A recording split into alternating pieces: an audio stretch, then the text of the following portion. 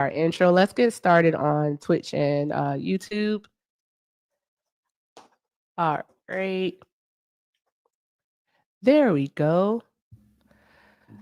Okay, so let's go.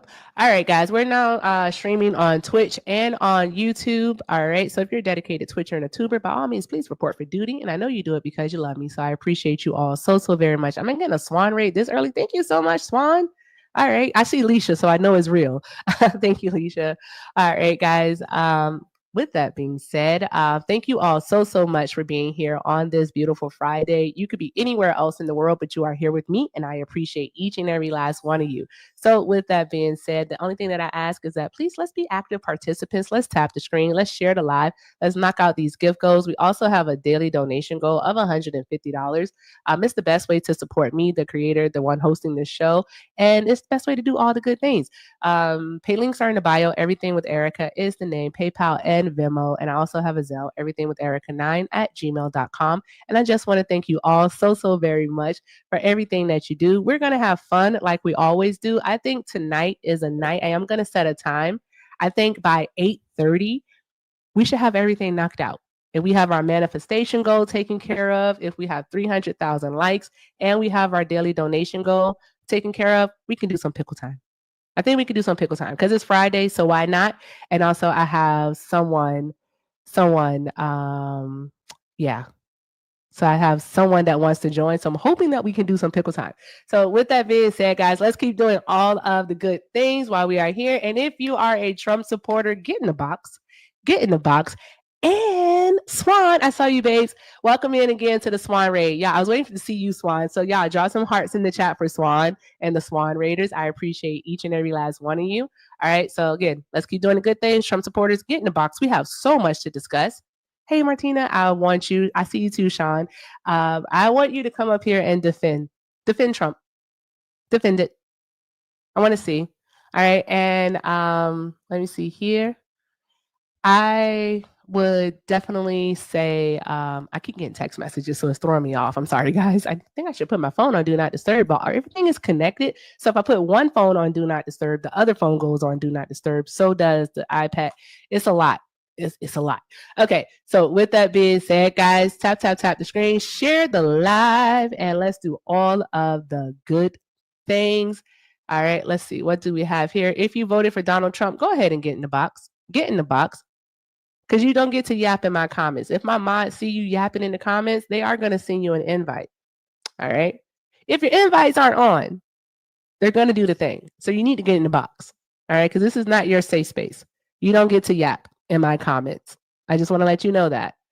All right? So I don't need an inbox from you asking, why'd your mods mute me? Like, it is so funny when people do that. Thanks for the heart me's, guys. When people do that, I just think it is like absolutely hilarious because you have the mitigated gall to get mad about being muted, but you didn't want to come in the box. You didn't want to come in the box? Like, are we being for real right now? All right, you're mad because you pussy? I can't believe you're mad because you're a pussy. That's crazy. I think that is crazy, guys. So, Trump supporters, all I'm going to say is grow up here. Grow up here. Get in the box. Hey, I'm right here. I think we have one. I didn't see it there. I was doing something. Hi, what's your name? I can't see it. The thing is pinned. Hey, I'm Adam. How are you? Adam. Hi, Adam. All right, welcome in. Did you vote for Donald Trump? I did. Okay. All right. So as the background says, I think that you're deplorable. You do have the opportunity to prove me wrong. So why did you vote for Donald Trump? I voted for Donald Trump so I could have financial independence So because of his leadership.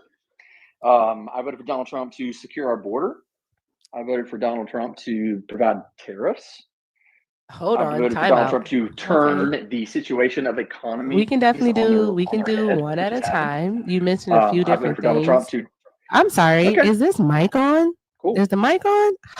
Hello? Hello? Can anyone hear me? I mean, hey. You can hear me? Hey. Okay. All right. Just making sure that you can hear me. I'm sorry. So you said something that I was making sure that you could hear me. Sound like you couldn't hear me, so I just wanted to make sure. Okay. So you said you voted for Donald Trump in order for to add tariffs? Financial independence was the first thing I said. Financial independence. You said financial, but then you said something about tariffs. You mentioned tariffs. Sure did. Yeah, but you said to add tariffs. What's happened to corporate profits in this country over the last 6 months? Wait, do you own a corporation? Yeah, absolutely. You do own a corporation? Yes. Oh, okay. Fortune 500? Of course not.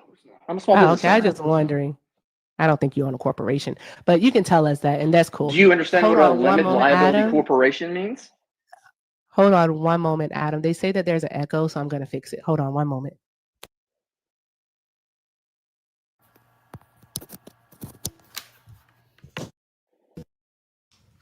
Okay, there we go. Hey, we good?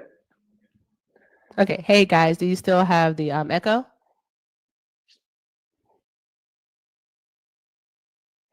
Are we good? We'll do Naquan. There we go. Okay, so you're a sole proprietor, LLC? Yes. No, I'm okay. Multi-member LLC. Multi-member LLC? Okay. Mm-hmm. All right. Single member flows through on your personal tax return, which is a sole proprietor. Yep. Exactly. Are you using an EIN or a social security number? Which one are you using?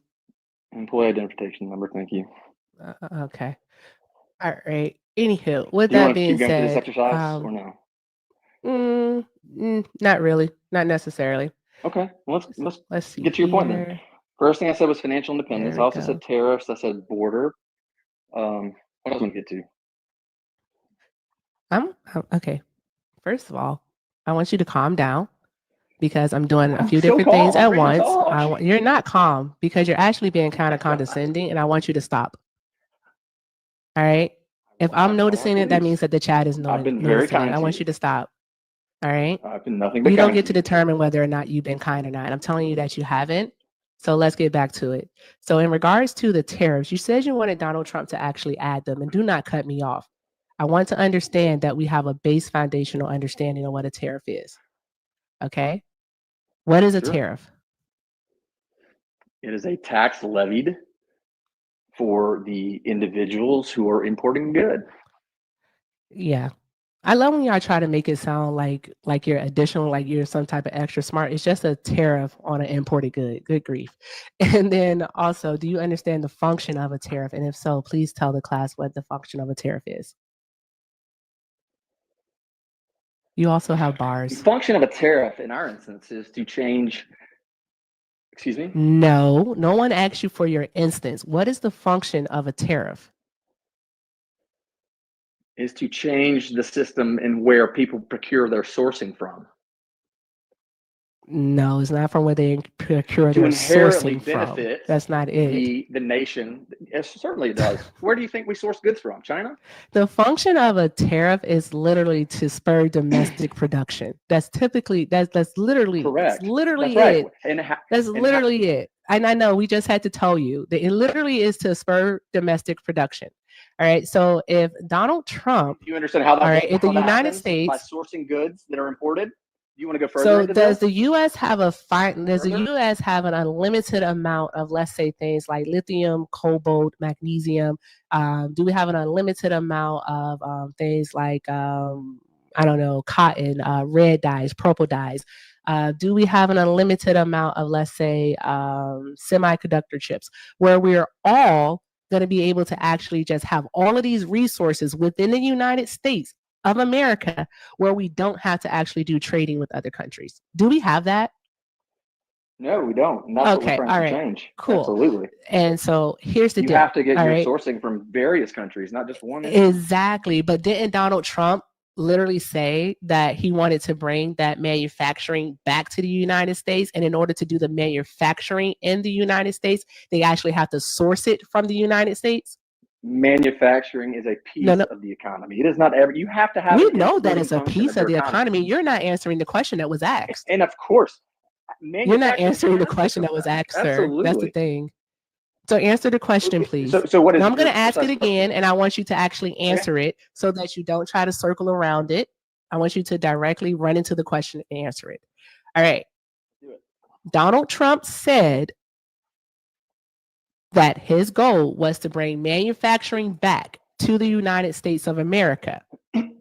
In order to do so, the United States of America would have to be able to source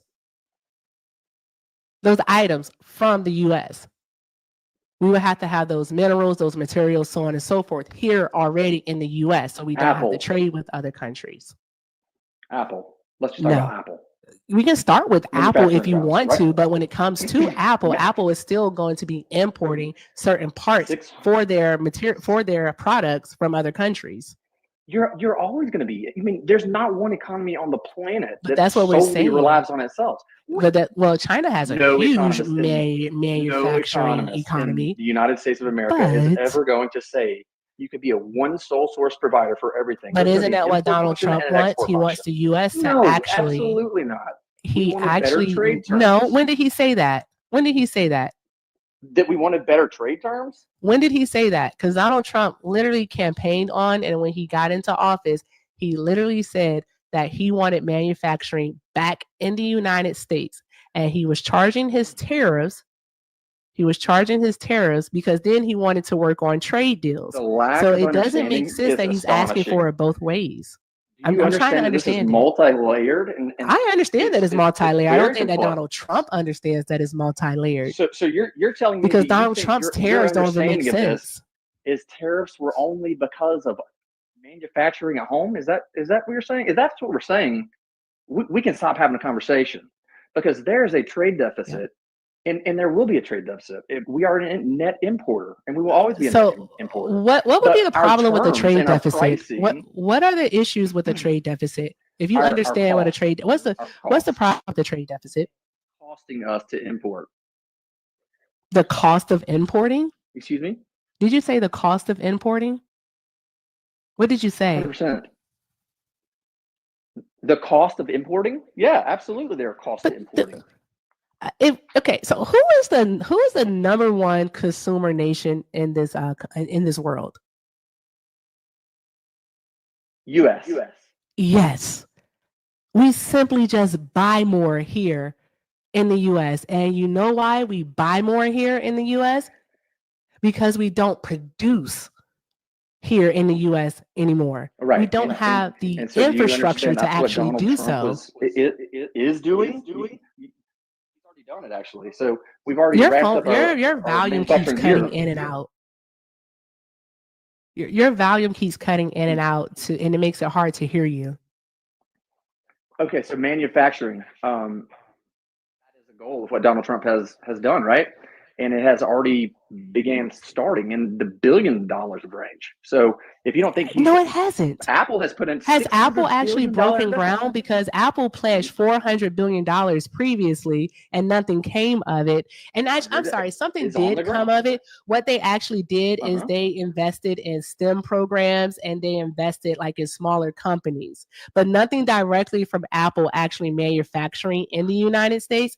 So again, has Apple broken ground on a facility, an actual plant to make their products here in the United States? Do you understand what has to take place before? No. You have a problem with answering questions. I don't know why you keep doing that. No, they have not broken ground. Okay, they haven't broken ground. It's just a pledge at this time. You don't just say, all that it is. $600 billion, and I'm going to start building my building tomorrow. That's not how it works. But here's the thing. You don't understand construction. Yes, it is how it works. Yes, it is how it works. You know how it works? Because we would actually be able to look up and see. We would actually be able to look up and see where they actually plan to build. I understand what permitting is. I understand what the environmental reviews and assessments are. I understand all of that stuff. Here's the thing. Under the Biden administration, they pledged $400 billion. This time under Trump, they're pledging $600 billion. These are just pledges, sir. This isn't something that's actually going to bring manufacturing back to the United States, is the thing. You're under the delusion that it is, and it's not. So Tim Cook. So tell us right now. Lied to you, to your face. No one stopped and lied to me. You're the one that's been lied to. I've answered your questions fairly. Hey, Eli. No. I've answered your questions fairly. Tim Cook lied to your face.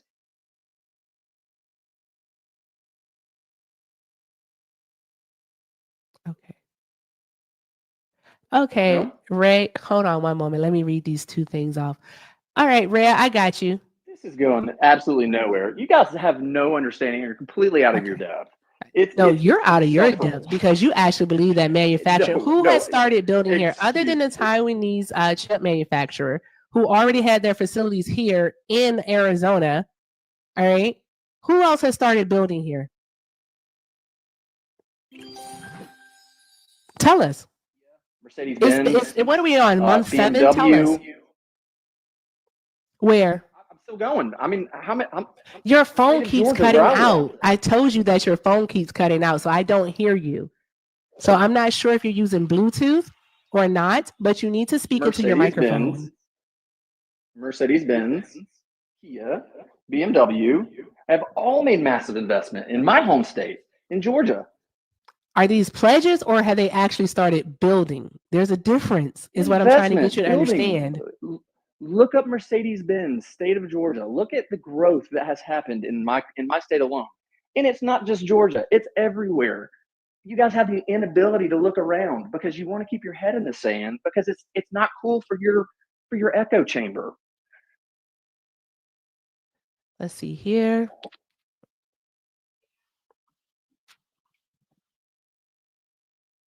All part of the Chips and Science Act. Listen, I don't have time for a history lesson, Oh, but I you want to don't get have in here and time have a for this. discussion. Oh, you don't And have time for your claims to be disputed. Okay.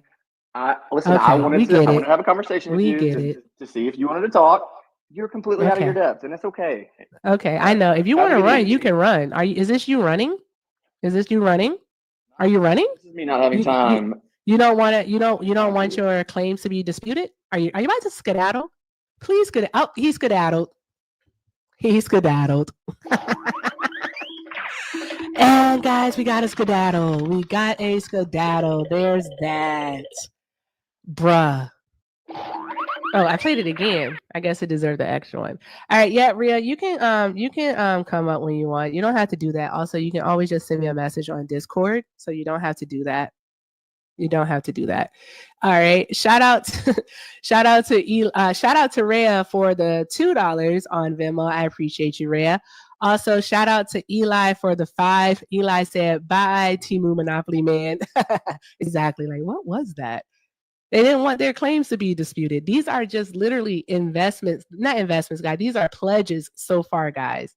Ground hasn't been broken as of yet. Once ground is broken, then we can actually have something that we can believe. But companies typically, upon a new administration coming in, they make pledges because what they're looking for is incentives. So that's what they do. They're looking for those corporate incentives. They're looking for, a little to rub elbows to get, that shit grease some palms, whatever, so on and so forth. So, anywho, these are just pledges thus far. That's it. You know what, Felina, I believe you. I believe it. I hope I said your name right. I'm sorry, love. I can't see without my glasses. All right. So let's see here. All right. If you are a friendly, just give it a few more moments. Going to try to talk to some more Trump supporters. Everybody, go ahead and drop that. What do we call it? Go ahead and drop that hashtag Cabela's in the chat. Hashtag Cabela's. There we go. Drop that in the chat. All right. Hashtag Cabela's. I love that. That brings them in. Also, a hashtag fishing also gets them going. All right. So let's do that. I'm going to go ahead and reset our goal to the tiny dining hot dogs. I don't know why I thought I was saying that wrong. All right, and let's go ahead and get this up to 100,000 likes. There's over 250 of us up in here enjoying the live. Let's keep doing all of the good things. And if you voted for Donald Trump, go ahead and get in the box so that we can have a conversation. All right, just looking for Trump supporters right now. I will definitely let friendlies up also in just a few moments. Okay, awesome. And shout out to my bro. Sent me this. The Mercedes plant that he was talking about, it did break ground, but it was in 2018 and it won't open until 2026. So it has nothing to do with the tariffs that Donald Trump has implemented in the year of 2025. I swear to God, they just make up stuff as they go along. I swear, that's what they do. Make up stuff as they go along. Good grief. I tell you. All right, that person didn't load. Let's see here. Oh, vegetables.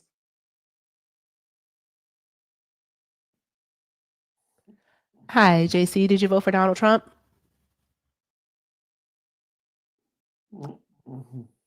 Hello? Hello. JC, did you vote for Donald Trump? Okay, JC, I'm going to let you down, love. Okay, and Angel, I'll send you a request to unmute. Did you vote for Donald Trump? I didn't, but can I tell you something? I admire you, Santana, Dean, and Parker. You guys are my heroes. That's all I wanted to tell you. Oh, thank you so much. I appreciate you, love. Thank you for being here. I appreciate the support. Of course. That's awesome. All right. Now, give me 1 second. Thank you, babes. I appreciate you. Draw some hearts in the chat for Angel, y'all. Awesome. All right. And also, shout out to Winifred for the $20. Winifred said, love what you're doing. Continue to help us in the fight for truth. Thank you, love. Thank you so very much. Like, seriously, we have to talk about what's really going on out here because, like, if we don't, then who will? Like, we have to keep telling people what's going on. And again, guys, everything that I say, please, please, please, I beg of you, you can definitely fact check me. Like, seriously, fact check me. I am totally okay with it. And if I'm wrong about something, I don't mind being corrected. I believe in always learning, and I'm always open to new information. So with that being said, guys, if you did vote for Donald Trump, go ahead and get in the box. Get in the box. And this is me trying to do math at the same time while talking. All right. So that's okay. All right. So that's 123. We are 123 away from our daily donation goal. All right. It's the best way to support the live. Pay links are in the bio. Everything with Erica is the name, PayPal and Venmo. I also have a Zelle, everythingwitherica9@gmail.com. And just thank you all so very much for the love, the support, the encouragement, and most definitely the engagement. All right. And guys, you know what? I'm not going to say anything until it happens. I'm going to be quiet. But shout out to YouTube. Hi, YouTube. I see you over there. I see Wade. I see Feisty. I see Rocks. Who else is over there? I see Shin. And let's see here. All right, good. That's who's chatting. Oh, also awesome. Great. Thank you, guys. Hi, YouTube. Welcome in. I appreciate y'all for watching. All right. So, guys, we have a lot going on in the world today. I know I talked about the National Guard, but there's also 19 additional states are sending guardsmen to the Capitol. Hey, Shauna, and yeah, but for why? It's about 700,000 people that live in DC. Do they really need all those guardsmen out there? Like, for what reason? No, I'm not kidding, sweet honey. It's true. Yeah. It's a lot. I'm about to look up to see which states it is, and we're gonna go from there. I like to read from the AP, but we might be reading from somewhere else tonight. So we'll see. Hey, that's Seth. I'm definitely not reading from Fox. They can kiss my ass. Tap the screen, y'all. Tap the screen. Okay. All right. So let's see here. Hey, Mr. Michael. Is Mr. Michael here? That's not right? Okay. Well, no, it is right. They're mobilizing up to 1,700 guardsmen. Santana, please, I need you to be so serious. I saw this earlier in Hector's Discord. I'm not going crazy. I'm a lot of things, but crazy isn't one of them. All right. But this one is something. So we're reading from the Independent here, because I definitely wasn't going to do Fox News at all. And so the Trump administration reportedly plans to mobilize up to 1,700 National Guard troops across 19 states in the coming weeks to support its immigration and anti-crime crackdowns, in a dramatic expansion of the controversial operation that's seen federal agents and Guard troops carrying out activities across Washington, D.C. The troops who will largely be activated across Republican-controlled states, will serve in support of the administration's immigration and customs enforcement operations. Wait, so I thought this was a crackdown on crime and not on immigration. Yeah, he also said, yeah, he did. So we're going to talk about Chicago and then, what is it? New York City also. Okay, awesome. Thank you, LA. All right, so let's see here. I thought this was about crime. But they have undocumented immigrants being rounded up. What is it? What is it? And what is happening? The guardsmen assisting ICE will be carrying out tasks that may include personal data collection, fingerprinting, DNA swabbing, and photographing of personnel in ICE custody.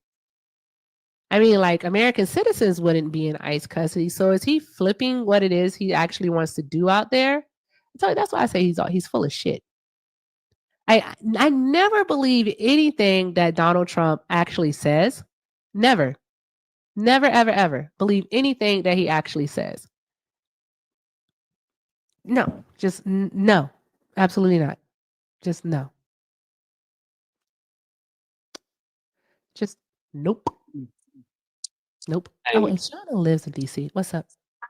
hey, yeah. So they're sending them to 19 different states, like you said, to actually help support. So the 1,700 troops are going to 19 different states States to to help help. with it. He can't do that. That's exactly what he's doing. Also, He can't do that. PHEX just signed off for the National Guards to actually carry firearms in DC now. Yeah, I know, and I'm totally afraid that a civilian is gonna lose their life. Yeah, yeah. It takes a second. Today, Donald Trump talked about how DC was the first step, and they're going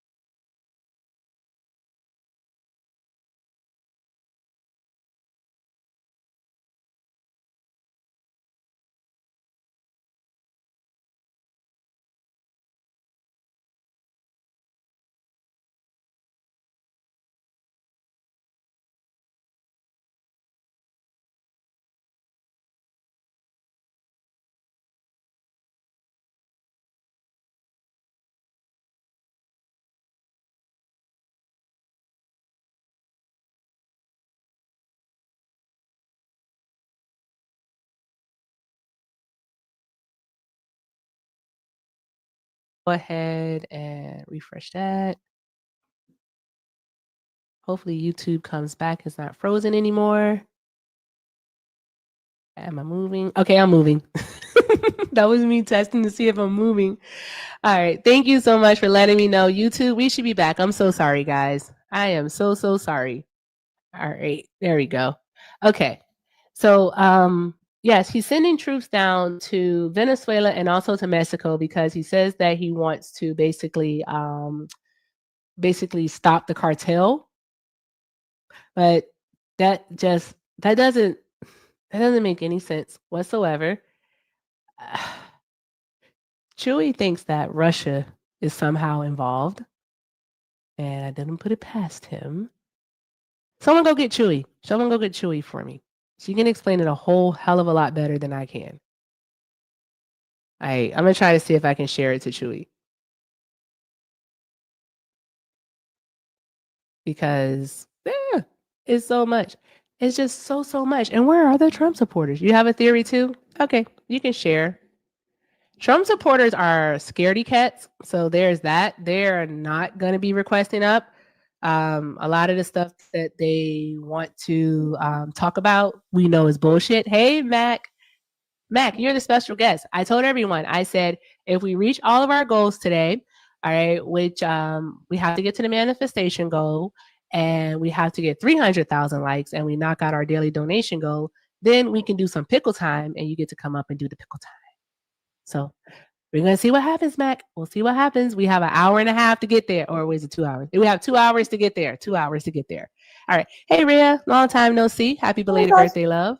Hi, Erica. I'm so excited to be back. I'm so excited. Awesome. But so this is not like a full-blown theory, but I started reading this book, State of Terror. It's a political thriller book, and it's co-authored by Hillary Clinton. Oh, wow. Cool. Yes. And so it's about like a Secretary of State in this new administration, because the previous administration had like an administration of fear, and they were like completely stupid. And it sounded a lot like the Trump administration. And I think it was published after Trump was president. So I have a theory that it has to do with the Trump administration. And essentially in this plot, that's like in this book, it's called State of Terror. The book State of Terror. State of Terror. I actually have it here because I'm in the middle of reading it. But essentially, this is the book. Oh, wait, hold on. This is the book, guys.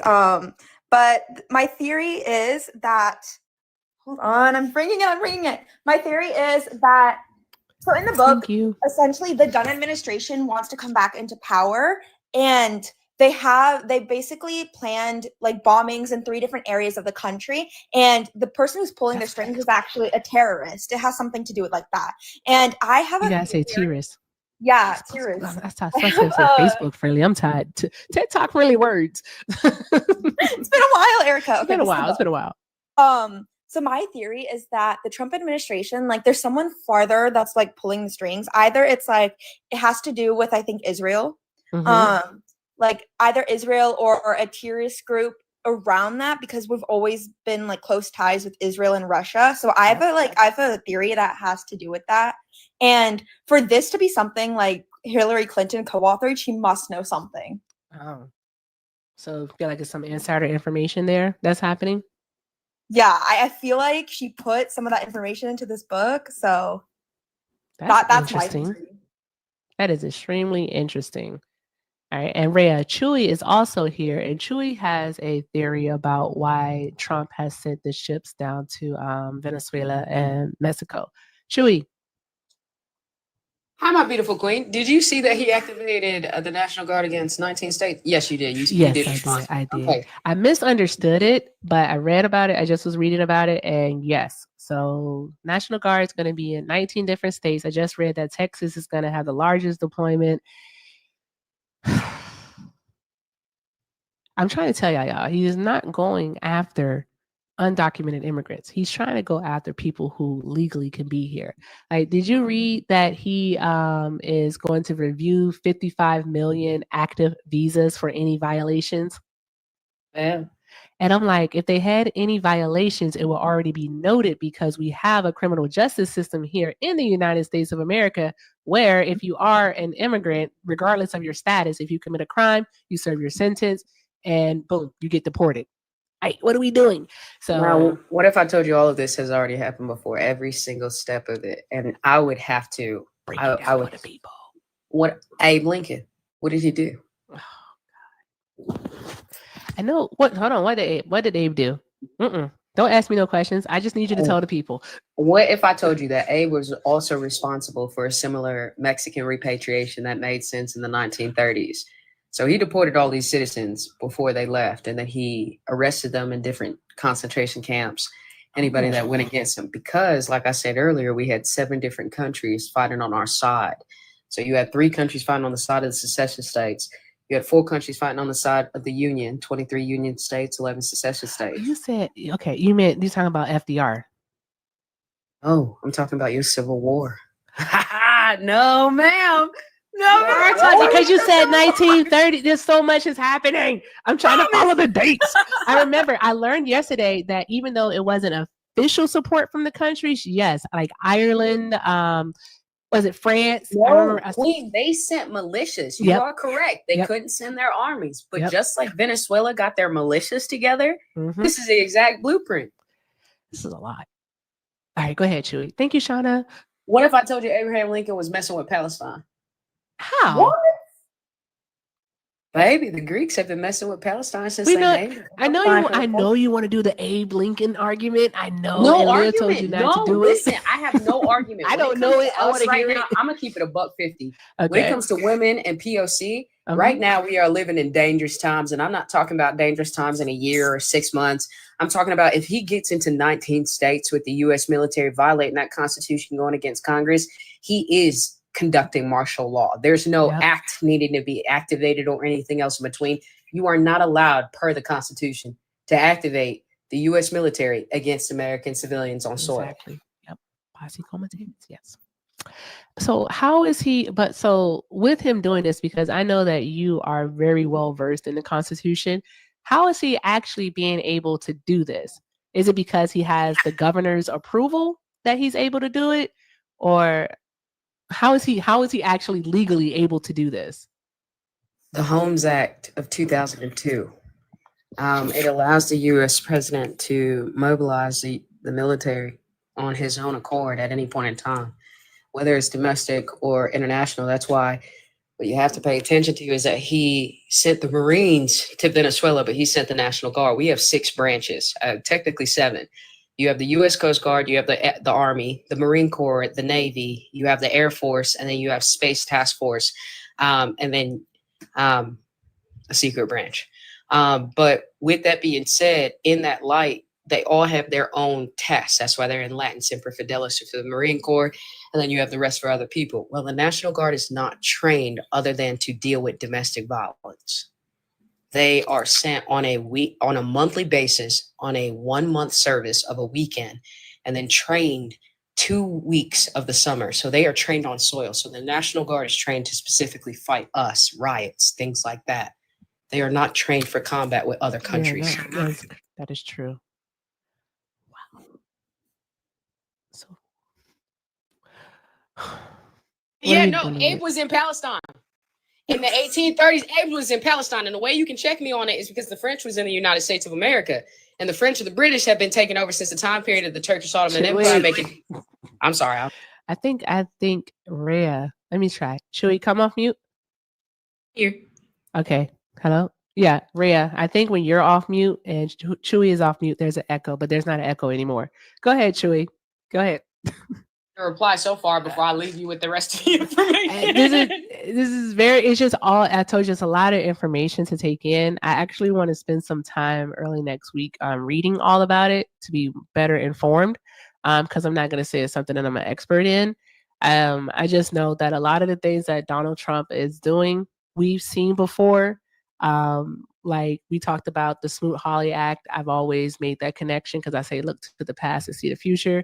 And also, you mentioned the Revenue Act of 1935 yesterday. So there's that. And we also talk about Mexican, how do you say that word? I'm not going to say it. Repatriation. You got it. Repatriation. There we go. But if you wanted your blueprint, the activation of the Insurrection Act of 1808, the Alien Enemies Act of 1798, and the suspension of writ of habeas corpus is exactly what Abraham Lincoln did, and that's what Trump is doing now. In 1861, he did do that. So, yep, he did that in 1861 at the start of the Civil War. And I know that FDR did try to do it in 1942, but they only allowed him to do it in Hawaii and not in the mainland.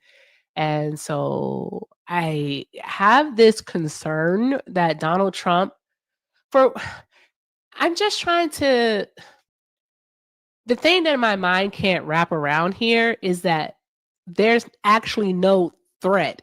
And because there actually is no threat, I am just trying to figure out how people are seeing a threat that just isn't there. And they're agreeing with this.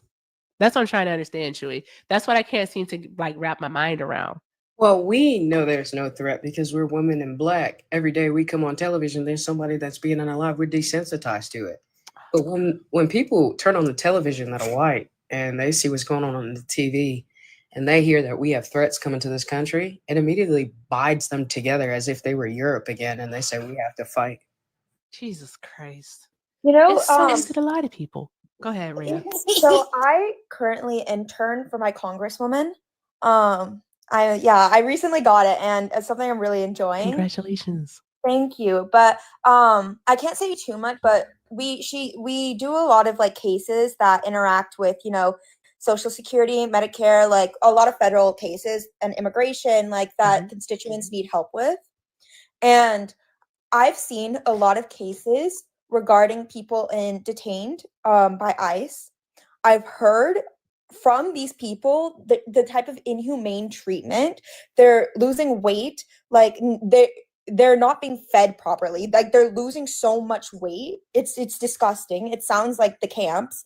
Not only that, but they're not being provided medical treatment. People have like injuries that are not being treated, like pus coming out of their hands and feet, it's not being treated. Their living conditions are so inhumane, and this is like directly from like the family members of these people. And so what I'm just working on the cases I'm seeing is honestly disgusting and sounds so much like Germany. It's just like because when you hear it on the news, like you think that's horrible, but like actually hearing it from the family members, like seeing the process of trying to help them that I'm doing in my internship, it's just like, it's so heartbreaking.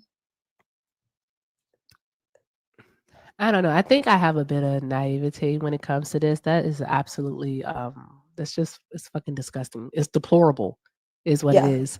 And before going into it, super proud of you as always. I already know that you're going to do absolutely amazing things in your life. I can't wait for you to be president. So shout out to Rhea. Thank Keep up the you. good work, young lady. I have a bit of naivete because I want to believe in the good of people. Not saying that I think that Donald Trump has any good, but the people, like how can you justify treating pregnant women, regardless of their status? How can you justify treating them this way? Like denying them care, denying them the resources. And yes, wait, before you say it, Chewy, before you say it, I would like to think that we have evolved as a species to where we don't think that that shit is okay, because I know exactly what they did to Black bodies like mine. I know exactly what they did. I would just like to think that we've gotten better, but at the end of the day, I am seeing in real life that we have not, and that here the fuck we are. And it's an attack. He keeps going by demographic to, and just it's hurting people is what he's doing. And I don't, how are people just sitting by and okay with it? Have you ever heard of the acronym for FEAR? False evidence appearing real. False evidence appearing real. Jesus Christ.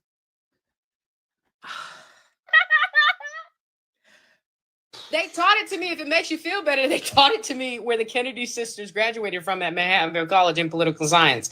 False evidence appearing real. Fear. You know, to separate. You know what's crazy, Chewy? I kid you not, and I'm going to say this in front of 324 people. I just have to figure out how to pay for it in this system, in this Trump administration. But talking to you yesterday on Liv's panel, I was like, golly, Jesus. Like, you have that passion that I used to have when I was young, because when I was going to go to Morgan State, I wanted to pursue political science and wanted to actually go into law. But that got derailed, which is okay. But it's never too late, right? And I was like, what if I can go back to school and get my BS in political science? You should totally do it. I have to figure out how to pay for it. That's the first part. It's the perfect time to do it, because that's exactly like what I'm so excited in January when I get to start studying this, because then I can actually understand so much more about our country and be able to apply it. And then you'll just like know so much more about these laws and understand so much more about the horrible things this administration is doing. But also, just FYI, as somebody that did study political science and legal studies and criminal law in 3 different countries, and that was adopted by a white woman that was senator and appropriations chairman of the richest state, the second richest state in this country for 6 years. It's not what you think. There's a reason I didn't go to law school. There's a reason, even though I got admitted into American University, I did not go get my master's degree. Oh, I got into American too. She did. Yeah, that was one of my choices that I was debating between when I was picking my college. Yes, my queen. What I would challenge you to do at your beautiful young age, as somebody that offers POC, you do have an echo. Oh, yeah, you gotta mute Red. Go ahead, Queen. I apologize, my queen. Study outside of your country.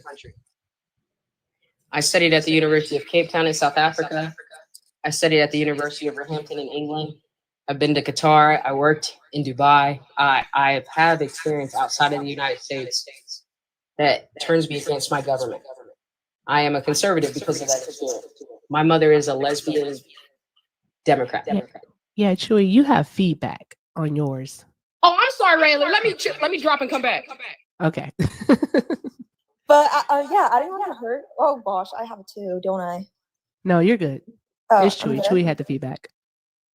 Okay. But adding on to that, studying abroad is one of like the biggest things I want to do when I go to college. Like that was my plan originally.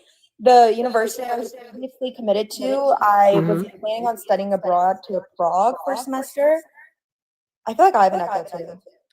I don't know what's going on. Normally I can't hear an echo, but yes, you do. You don't have to leave. Try swiping out of the app and coming back. Okay. All right, and Chewy, unmute. Will I still have an echo? No, you're good. Erica, I do. I can hear it. It might be you, Queen. You might Is just it have to me? close the app and come back. I'll be right back, guys. I have an echo.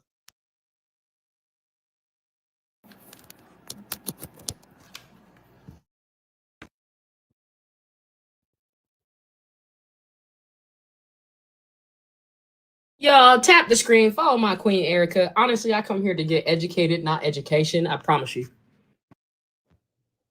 I try. I'm not. It's so much that's happening. It's a You lot. so fucking smart. I be cheering as soon as you get live. I got my notifications on. I have my You notifications kill on me. too. Y'all are ridiculous. But I try, but it's so much more that I want to be able to actually learn and be able to convey to people in a more succinct way. And that's what I'm thinking. Like maybe I should. You know, like my dad would say, "You ain't got no job." So anywho. That's what he would say. He'd be like, every time I go over there, he'd be like, "Sup, Tommy Strong?" And I'd be like, that's really fucked up. So, tap the screen, guys. Share the live. Let's keep doing all the good things. All right. So, yeah. But another thing is, with the visa thing that Donald Trump is looking to do with reviewing them, what do you think is going to come of that? I feel like I have this sneaking suspicion that he is going to try to basically revoke visas from people who legally should be here. He's also going to revoke visas for people who publicly do not support him. 100%. Yep. But if they don't comply, he's going to arrest them. If I was an American citizen and I had a visa, he would definitely revoke mine. Yeah. How do we?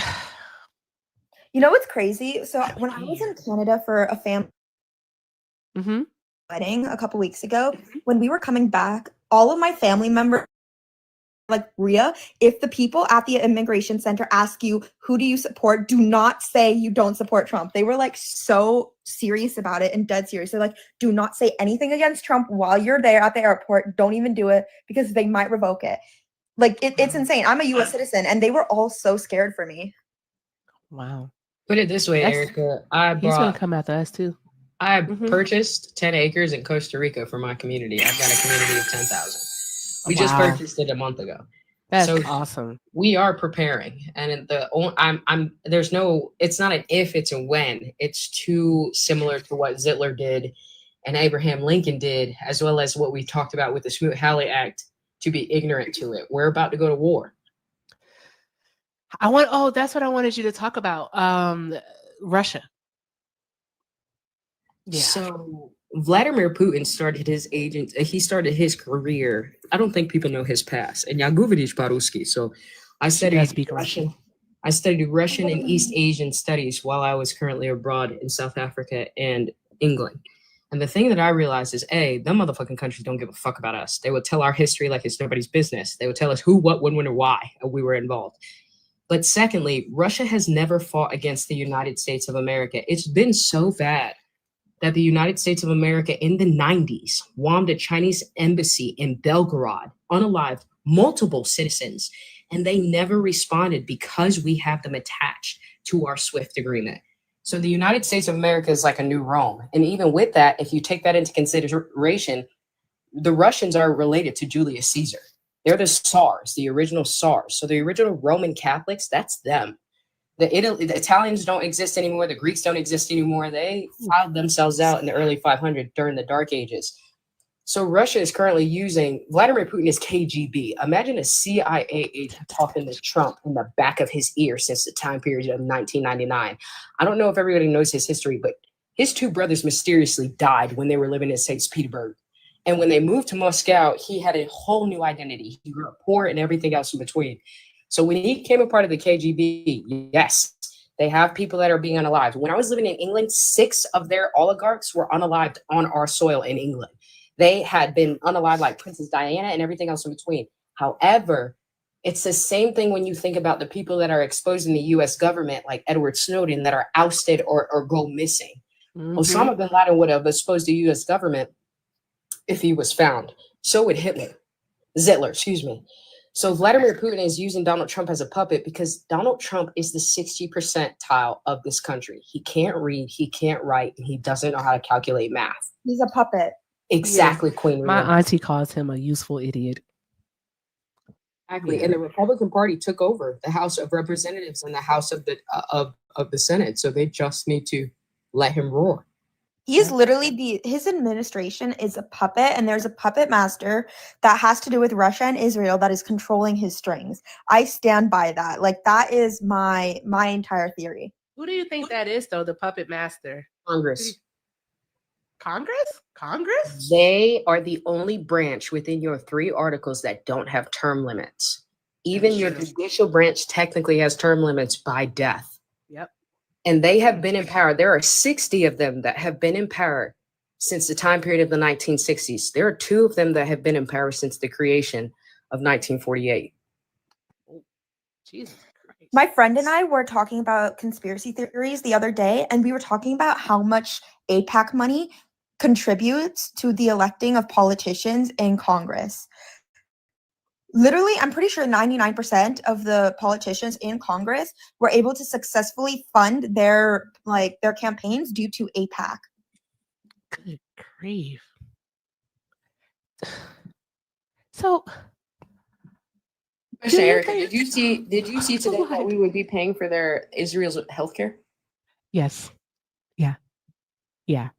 But Erica, that bill was brought up in late 2023 by Congress. Yeah. Biden didn't even know it was a situation being brought to the table. How are we doing this?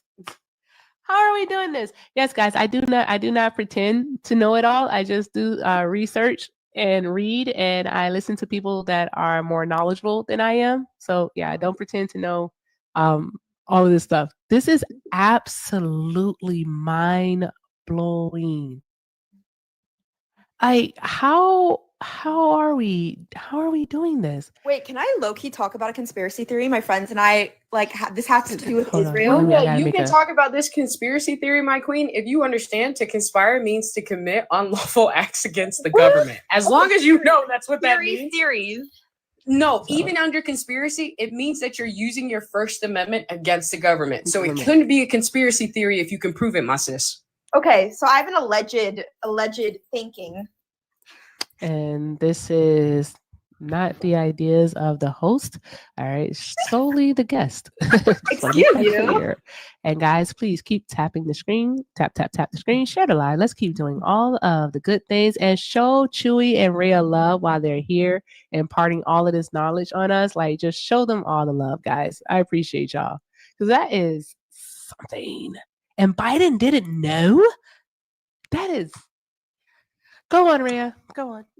Okay, so my friend had this theory that this was about the JFK unaliving. Okay, so she said that her theory, like she literally proposed this. So she researched this. We do this every Thursday. So she said that the CIA framed the guy, I'm blanking on his name, because of his connections to Russia. But the CIA were actually the ones who planned the unaliving to JFK because JFK wanted to stop Israel from getting nuclear power.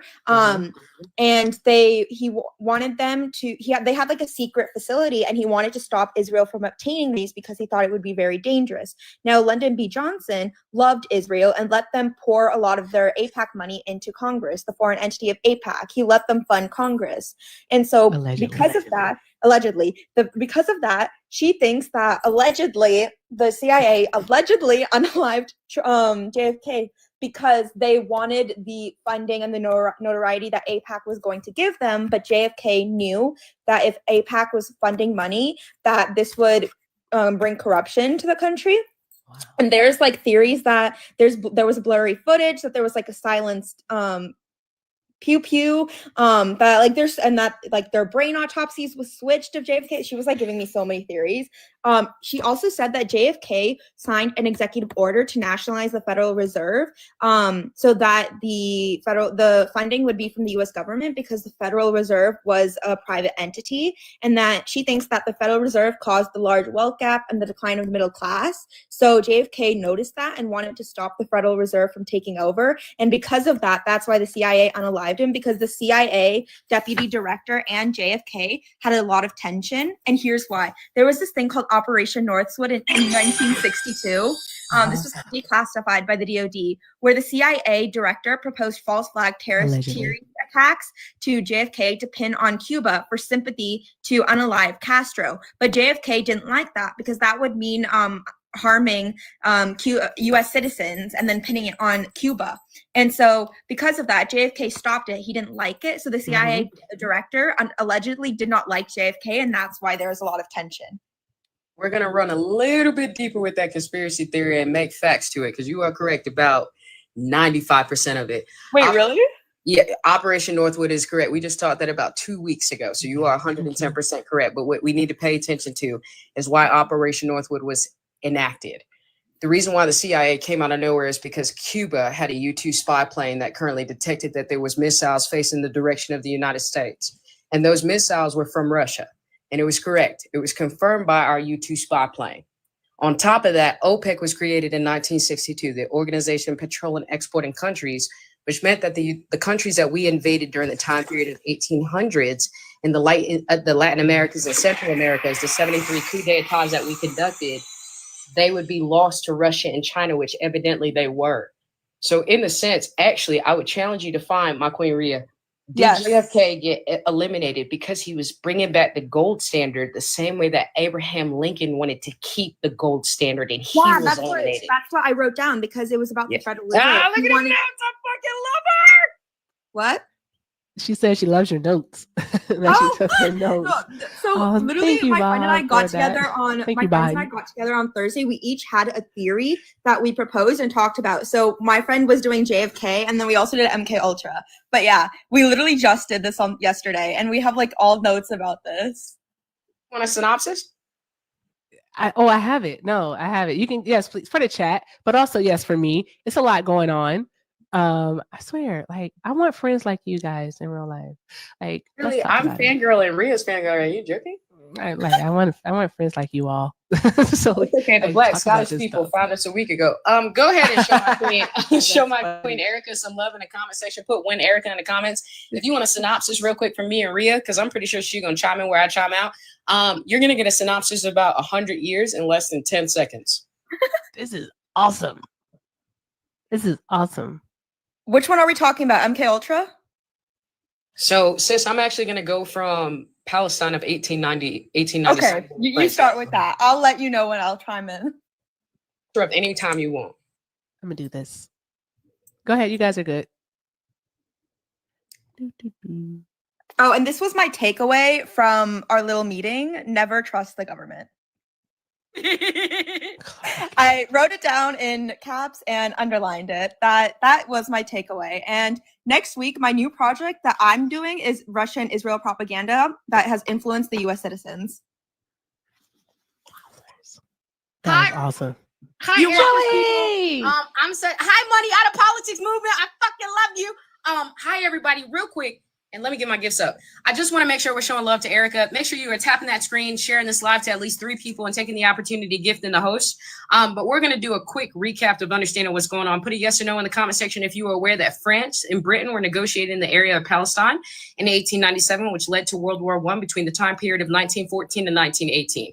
The Balfour Declaration was written before that war was even ended by the British colony of Palestine.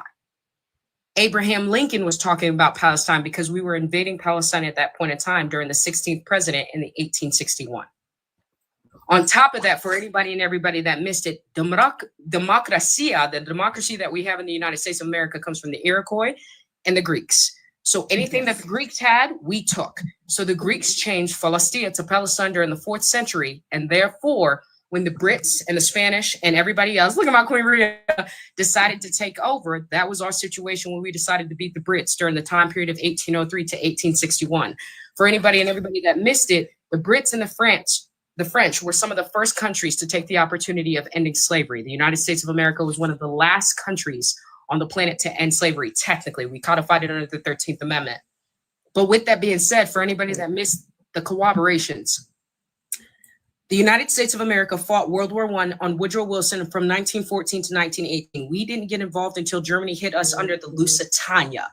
The Lusitania was a commercial it was our ship. It was a cargo ship that had Americans on it, and it unalived over 139 Americans.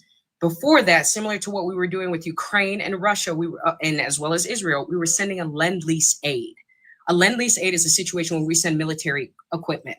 We had people in the United States of America in factories who we were currently raping white women and everything else in between and putting them in prisons and hanging Black people and anybody that was POC. If they didn't work in the factories, they got kids to do it. So fast forward to the time period of the plague, which is now showing up in California and Ohio, Erica. Yep. So all of this is lining up to the T. Yep. It's showing up in those areas. That bitch shouldn't be here. That's 400 years old, my queen. Okay, I can have the plague here. But it's there. It did show face in 2022, and nobody said anything about it. It showed face in the area of Texas, which is totally fine. I'm totally fine with that. We had Bogut and everything else in between. However, we somehow have a bird flu every time this happens. Anyways, we had a recession that came between 1918 and 1921. We saw the similar recession when Obama was hitting the Syrian entities, and Congress signed off on that. Obama can't sign off by himself, or any president can't sign off by themselves on air or on drones. Okay. And I think everybody has that misconception. Even Trump can't sign off on half the shit that he's signing off of under executive orders without advisement from the Senate. That is why I say that Congress is navigating this.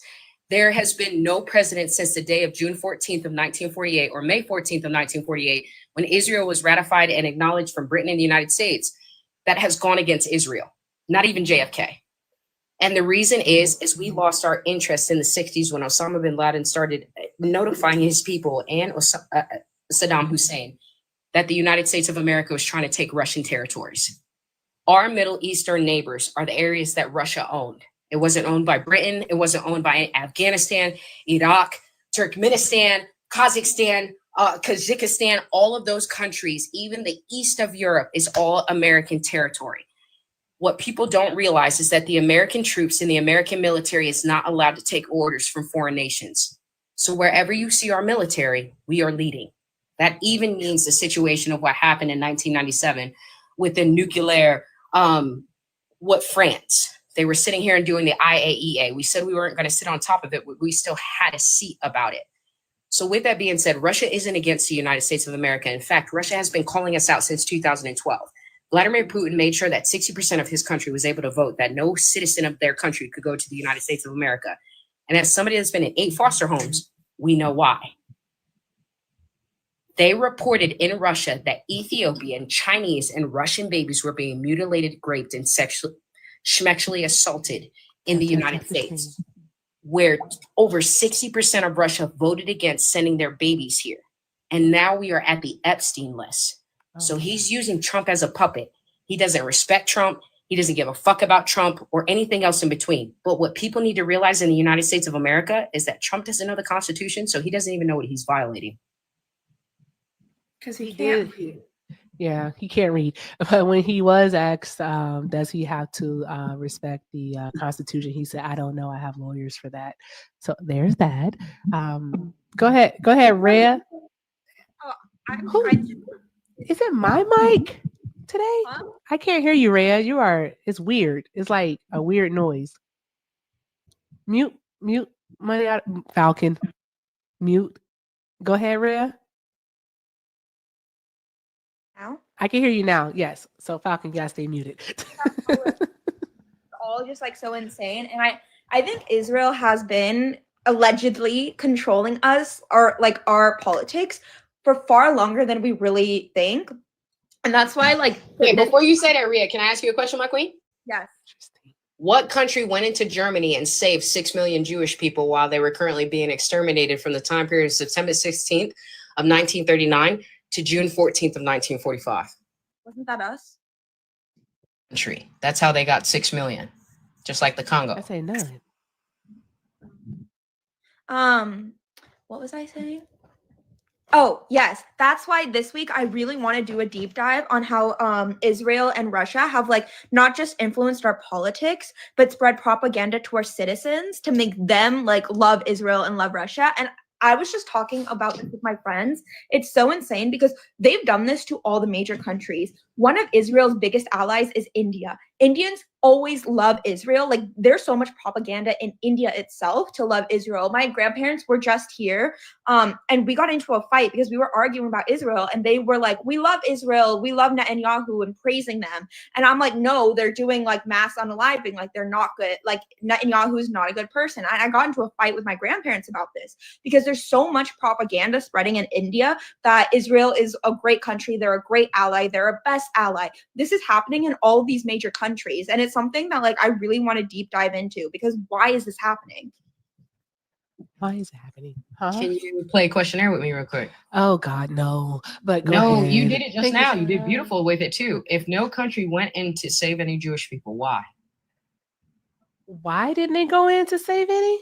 I don't know. Did they not have any type of there was no AIPAC money? I don't know. Just like Israel, we were sending weapons and we were. I know we were sending weapons to France and the UK. That's under the Lend-Lease aid. We were funding Germany. We had been funding don't Germany. Tell me that. We were not only were we funding Germany, fucking Britain had an Anglo-German fellowship that was written of 1935, 5 years after they had started persecuting the Jewish people. The Jewish death is more than 6 million. They had been persecuted in Germany since 1929. Franklin D. Roosevelt allowed them to come on ships between 1933 to the last day for the first day of the Holocaust. So on September 16th of 1939, do you know what FDR did? What did he do? He turned that ship away, knowing that Hitler was going into concentration camps, and then built the Apache concentration camp here in Colorado, outside of Pueblo, prepping it because he knew Japan was about to hit. All of your governments are aware of any attack that's supposed to happen. Even the situation of Israel was brought to their attention by Egypt a week before it took place. But the incentive has to do with the monetary funds, which if you check the Federal Reserve Bank, did they not say that they were going to start printing today, which will crash the economy? Oh. This just told so much scary statistics and numbers for you if you're interested. Oh God, this is fun. This is fun. All right, okay. Falcon, take it away. Also, guys, before I go, I'm gonna do a quick mod announcement. All right, guys.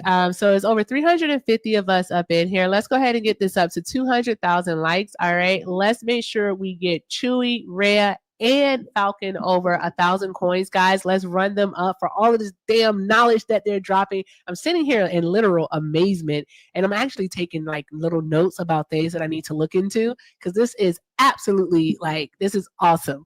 All right. Yeah. So there's that. So stick around, get educated, show them love. All right. We do still have our daily donation goal of $123. Like, pay links are in the bio. It's not even about me. All I ask, knock out the bouquets. I don't know. I'm just, guys, take notes. Get your pen and paper and take notes.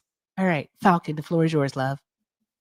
In the year of 2025, of the 435 sitting members of the U.S. House of Representatives, we have 335 members of the U.S. House of Representatives whose campaigns were fully funded by AIPAC. Let me say that again, 335 members of the U.S. House of Representatives campaigns were fully funded by AIPAC. Let's go to the Senate, shall we? Are we excited to find out what they're doing in the Senate?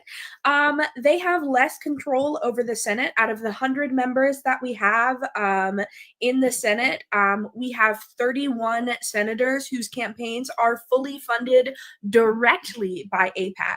But what I would like to bring your attention to is that AIPAC doesn't just fund candidates themselves through their own PAC. No. There's more. So one of the things that AIPAC will do in order to obfuscate the fact that they are funding candidates is they will take their super PAC money and funnel it through other PACs and other 501c4 nonprofit organizations. This is what we call dark money donations. So, oh my God, I was right. Learn about this in AP Gov. Okay. So I was sorry, guys. I was very proud of myself because I said to myself, oh my gosh, that's dark money. And I was right. It's dark money. Oh my God. So we know that AIPAC funds the Standing Strong PAC. We know that they fund Blue Wave Action. Let me repeat that. AIPAC funds the Blue Wave Action Group. You hear me? They also fund Voters for Responsive Government. They also fund, there are so many PACs. I have a whole list of PACs here that they fund on top of the candidates that they fund. And fun fact, if we're looking at raw numbers, AIPAC actually funds the Democratic Party more so than they do the Republican Party. My theory about that is because the Republicans are already bigoted, so they don't need to pour money into convincing them to change their mind. Another issue is that AIPAC is not the only pro-Israel lobby in the United States. Not only are they not the only pro-Israel lobby in the United States, they're not even the most insidious pro-Israel lobby. Real quick, my queen, how old is Anthony Blinken? I do not know. I challenge you to figure that out, and then you have all of your answers. And Bernie Sanders, he's Jewish. Bluetooth disconnected. I would also like to point your attention to another group called Christians United for Israel, which is a pro-Israel Christian lobbying group that believes that in order for the second coming of Christ to happen, there must be a united kingdom in Israel. So yes. And so they do both federal, state, and local lobbying on behalf of Israel. Let me see. It's called the CUFI Action Fund. And most importantly, where you see their impact is in anti-BDS legislation. If you look behind the scenes at any anti-BDS, so boycott, divest, sanction legislation in the United States, more often than not, Christians United for Israel is the group that is behind that legislation. So while they might not have as high of dollar amounts when it comes to lobbying for Israel, they are actively working on the ground to make it illegal to boycott, divest, and sanction Israel for what they're doing. I am so sorry I'm echoing now. Where's it coming from? Yeah, Erica, she just keep tweaking It's, out on it. it's not me. I promise. It's not. Is it me? If you guys want a screenshot of some of the notes from what she said, I took them down. Oh yeah, post them in the Discord for me. I will. Post it as long as you realize, the United States and the United Kingdom funded the Nakba. Oh yes. So no matter how many of these different organizations we are money laundering through different countries, and if you pinpoint the other countries as the axis or the proxy, we won't be able to take down our government that proxied them motherfuckers. Ooh, this is very interesting. So the reason why I say that is because I quote with fact that Abraham Lincoln in 1861 had no business being in Palestine with France, but we were there. All right, can we I also want to highlight one more thing about the pro-Israel lobby that a lot of people don't talk about. There are states in the US where it is not legal to bribe politicians. So we call them gift bans. In Delaware, Hawaii, Mississippi, Missouri, North Dakota, Pennsylvania, South Dakota, Vermont, and West Virginia, there are no such thing as gift bans. So it is completely legal. I want to make sure of something though too, Falcon. So, because I saw Chewy put this in there, and then also I saw something else from Martina, and I want to make sure something. Okay, first things first is that being anti-Zionist is not the same as being anti-Semitic or anything of that nature. Zionism is something completely it's completely different. I just wanted to make sure that we weren't treading into any like territory there, because this is new information to me, and I just want to make sure that, you know. You are correct. Zionism means you are in support of Israel. Exactly. Anti-Semitism means you are against the Jewish people. Exactly. We're not anti-Semitic at all. I'm not gonna lie, I am anti-Israel though, because come the fuck on. What they're doing to Palestine is really wrong. Specifically talking about gift bans with lobbyist groups. So it is completely legal in these states for these lobbyists from these PACs. That's the next part. Huh? But that's the next part. When you say that they are fully funded, like they're not getting money from anywhere else, they're just getting money from APAC? Or they get like the majority? Funded, I mean, they get enough funding for APAC to meet the funding threshold they need to run for office. Okay. All right. You ready for the big one, Erica? Enough funding directly from APAC to meet the threshold that they need in order to run for office. You ready for the big one? Wait, there's more. There are 50 states in this country, 51 if you want to consider the ones that are stolen. There are 32 states that ban you from talking shit about Israel to the point where you can get arrested. Jesus exactly. Christ. And that is because tap the screen, of this group called Christians United for Israel. They have been pushing this legislation at the state level for decades because they believe that in order for the second coming of Christ to happen, that there has to be a kingdom, a united kingdom in Israel. So they are pushing this agenda at the local and state level, and those are those anti-BDS laws that I was talking about.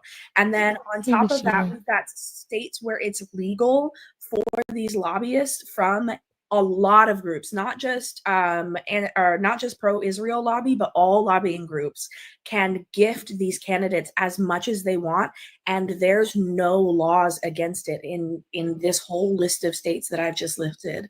And then in other states, there are massive loopholes to the gift bans that a lot of these lobbying groups exploit in order to control and incentivize candidates to do what they want. And it's so bad. We were in Pennsylvania recently trying to get a gift ban passed with the group March on Harrisonburg. And we literally were sitting across the table from an elected state representative that was yelling at an advocacy group, at a state level, local advocacy group, because they've been posting about all of the meetings. They've been following this politician around and posting about all the meetings they've been having with lobbyists. And the politician was like, how dare you post this stuff on Twitter about me? And March on Harrisonburg was like, but were we wrong? And they got quiet because they weren't wrong. Because politicians are taking this money and then they are blocking common sense legislative changes like gift bans that would stop them from being able to pocket all of this money. And it's I'm going to go to Rhea next. It's so insidious with all of these lobbying groups. This is a lot. This is a lot. Guys, because I have to like facilitate between like what we're talking about because we can't get lost in it and do like the show stuff. So just real quick, she's on Teacup, but thank you so much, Chewy, for the $25 on PayPal. I appreciate you, love. Thank you so very much. All right, guys, keep doing all of the good things. Like seriously, I am mind blown. Like seriously, I'm mind blown. Yeah. Rhea, everyone else is muted, but you sound really far away. I think you have your mic down. You got to bring it up. Yeah. Okay. There you is go. That better? Uh-huh. Okay. So this is completely different to what we're talking about, but this is another alleged theory that my friends and I were talking about that I think is going to blow your guys' minds a little bit more. This is called MK Ultra. So this was funded by the U.S. government. This went on for 20 years, from 1953, I believe, to 1973. And these were psychological experiments for interrogation and manipulation. Basically, the US government would pick up random people from the street or foreign people or homeless people and essentially gave them, if I can say LS and then the other one, Yes. electro and... Is this like the Manchurian Candidate thing? And I don't know, but and Okay. also assaulted them, if I could say that. They also did this to animals, and they basically did this, and no one knows to the extent of it because a lot of the documents regarding this were destroyed. But this started in 1953 under Eisenhower, and this was post-World War II. This was based off of the Nazi experiments where they were trying to find a truth serum. And this led to Project Artichoke, which the objective was to see if they could make an individual involuntarily assassinate someone. They also funded studies at 86 universities and used laboratories. Hold on one moment. Yes. Isn't this the guy that that pew-pewed at Reagan? Didn't they say that he was a part of MK Ultra? Like that was a conspiracy behind the guy that pew-pewed at Reagan? I actually don't know about that, but it wouldn't surprise me because it has a lot that's very similar to Project Artichoke. Okay. But so basically MK Ultra went to 86 different universities and used their resources in laboratory to help fund this project and to do it. And the universities had no idea what they were doing. This also led to Operation Midnight Climax, where they were using prostitutes to lure men in to test on them, again, non-consensually. And this was the government. And this led to the New York Times finding out, and this led to like an expose where they created a congressional oversight committee to investigate the CIA, because the CIA was the one who was doing all of this. But the people who were on this committee were all underqualified and didn't have expertise in this, so they couldn't find anything. And the intention of this was to protect the USA, but the execution was freaking terrible. And so, again, no one knows the extent to this testing and the extent to what the CIA did. All of the documents were destroyed. So no, they were not. They were released in 2005. Everything you just said was declassified. So I want to reiterate that because you are correct about everything you said, Rhea. There's no alleged, Rhea. You are 110% fucking correct. That happened. And if anybody needs to look it up, you just type in the names that she said. It was declassified. So it's public information. I'll show you my notes again. You guys need to no, MK Ultra, the Tuskegee Airmen, the practice of birth control on Puerto Ricans in the 50s, all of the operations she just named, they are all declassified as of 2005. Someone wants to take a picture. Forced sterilizations of indigenous women across the United States. Jesus Christ. So if anyone wants a picture of this to search them up on yourselves, this is the name of the thing. Then they have Project Artichoke and Operation Midnight Climax.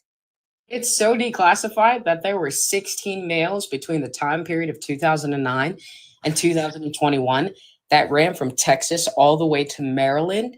They were on Flocka or LS, and they were eating the fucking faces of people naked. You remember that? The only way I will never forget that. I remember that. That was some shit. The only way you could put them bitches down was by shit. shooting them at the dome. Yes. Do you remember that guy who ate the people's faces at dinner? That shit was crazy. Insane. Yeah, the fucking dude at Home Depot in Florida in 2014, he was shot 7 times, like fucking 50. And then until they shot him in the head. Tap the screen. What's up, There Falcon? are people in here that don't know what the Tuskegee experiment is. There are a bunch of people that just asked in the comments. For those of you guys who do not know, in Tuskegee, Alabama, in the 19th century, or sorry, 20th century, my bad. Okay. In the 20th century, the United States government set up a fake free clinic for poor people and for African American people, and intentionally infected them with syphilis in order to find out how the course of syphilis moved through the body and to try and find a cure for it. Well, so let's just correct one thing about that, because the actual experiment is called Tuskegee Airmen for a reason. They took black men from the Air Force. They took black men that were in the military from the Air Force that they had recruited in the 50s and the 60s and told them that there was nothing in it and injected them with syphilis. Erica, if you want, I can later post my notes on the Discord. Okay, that works for me. That's fine. Falcon's in there too. But yes, the Tuskegee experiment, that was absolutely awful. So guys, they did. They took those black men and they literally injected them with the incurable disease at that time and told them that it was nothing in there. That's exactly it. And some of them, what they did, because they had to test the penicillin, is that, correct me if I'm wrong, is that some of them were given a placebo and some were given and some were going to what was it? Some were given a placebo and some were actually given penicillin. And then some, it was too late because it had already moved to stage 2. So with syphilis, if you are past the first stage and you go to the second, I can't remember what the first stage is called, but if you go to the second stage, it's a wrap. You're going to have it for the rest of your life. They're not going to be able to cure it for you. No amount of penicillin is going to be able to stop that shit. It's fucking awful what the government has done to black people and to indigenous people. Wait, but let's take that into consideration. Wait, can we just all acknowledge? Can we just all acknowledge? So much. They couldn't. Can we just acknowledge that they couldn't give a fuck about the people that you just mentioned if they did this to the military? Exactly. They were airmen. They were in the Air Force. They just served in World War II. This is a lot. You know, another really disheartening and terrifying thing. Oh my God, there's more? Jesus. That's all I said all night. Okay. So Rhea, because Rhea was trying to say something, and then Falcon, you can go. Oh, all I was just saying was, if you think the government wouldn't do it, they will. Oh, they will. Oh, they most definitely will. That's all I'm saying. Guys, never trust the government. Whenever you see the White House or like Congress or someone posting something, putting in information out there, whether it's a Democrat, whether it's a Republican, always question it. You should never trust the government 100%. You should always question it and fight back. Like never take what they do for the absolute truth. That is true. That's fucking true. Like, you sound like my dad. Go ahead, Falcon. I don't know how many of you guys have heard of this. There was a scandal that happened in the U.S. under the Taft and Harding administration. Essentially, what happened, it's called Teapot Dome. So what happened was under Theodore Roosevelt's administration, they put a lot of our public lands into these lands trusts that created the National Park Service as well as our military oil reserves. And they said that the oil reserve leases were only supposed to be opened in times of war or conflict, etc., where it was an absolute dire emergency and America needed the oil reserves. But otherwise, this land was supposed to be conserved for the people and also to give access to this land to the Native Americans. And then what turned around and happened beginning under the Taft administration is a oil tycoon by the name of Albert Fall essentially bought himself a president, paid and funded this election, and then turned around and had himself appointed as the Secretary of the Interior for the United States of America so that he could give himself land leases to Teapot Dome and to other public lands, and he raked in more than $1 billion in mining and drilling for oil on U.S. public lands with almost no consequences. He bought himself a president so that he could have untapped access to that oil, destroyed those lands, polluted those areas, and there were almost zero consequences for him other than an investigation where he had to divest from the company, but he still, like, he was already a billionaire at that point. It's kind of like now explain to me why a broke bitch of Abraham Lincoln was able to be a lawyer without a law degree, and then that motherfucker became president and unalived 620,000 Americans. Me, how he was the biggest shit talker of all time. I can't wait to live gets Americans like it was nobody's business. Can't wait and when to somebody challenged him, they couldn't find his fucking documents, but somehow that man became president. I can't wait to understand that the problem is after this, the big oil lobby came to Congress and they were like, oh my God, you gave that oil company access to our public lands. So that means that you need to open up land leases for all of us. And that's what started happening. And that is the beginning of the history of the exploitation of our public lands by the oil industry was Teapot Dome, because the court cases that came after that forced the federal government to continue opening these land leases that we are still fighting to this day. Teapot Dome? It happened over a long period of time. It started in 1915, continued through 1920. Wait, I'm taking notes. I'm digging through my notes. I'm taking notes. No, like seriously, I really is. I really am. We're I don't know actually, I'm in the middle. I'm in the middle of filming a video about this, so I've been reading about it a ton. All right, guys, we need a flow chart. Who's gonna do the series? I'm not doing the series. We need a flow chart. Somebody get the content together and like do this. And then at the end, I want someone dressed like Charlie from It's Always Sunny, and I want them pointing at the board doing the thing. Yeah, I feel like I feel like that's gonna be me if I try to take in all this at the same time and then process it and then like understand it. I'm gonna be like Charlie in that episode. I mean, I know I can create a flow chart if you guys want me to with all of this information. Discord, please, we beg. Also, make some content. Do a video about it. I will. Now that I'm getting back into my debating stage, I definitely will. That is wild. Yeah, me too, Blue Canary. I need visuals. I got you. I'll do it. But yeah, that is pretty freaking awesome. Filming a video series on Teapot Dome right now, because we are gearing up for the Make Billionaires Pay March and talking about public corruption and scandal. So I've been reading about it all week. I've known about it for a while, but the more you read about it, the more baffling and wild it gets. I just want to thank you again, Chewy. I won't read it out loud, but thank you so much for the super kind words. That actually does mean a lot because I'm extremely critical of myself. And yeah, so I appreciate you so very much. The amount that you made me change from a is insane. I appreciate you to the moon and back. Thank you, love. I appreciate you. Y'all drop some hearts in the chat for Chewy, please. Please drop some hearts in the chat for Chewy, guys.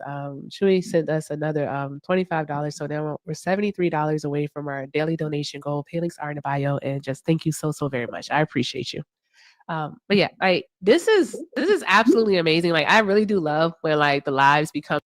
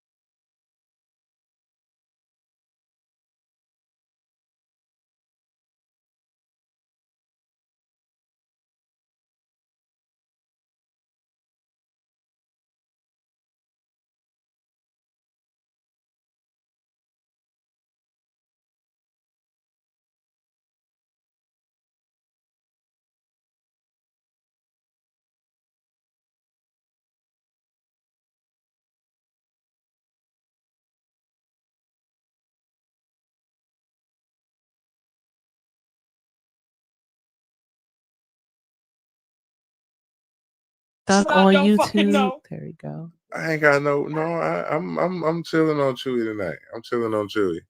Okay. But I do want to say that the founding fathers were for and against slavery at the same time, just like America today. YouTube should be fixed. We should be back up and running YouTube. So let's go. Go ahead, Liv. We're listening. Oh no, that was it.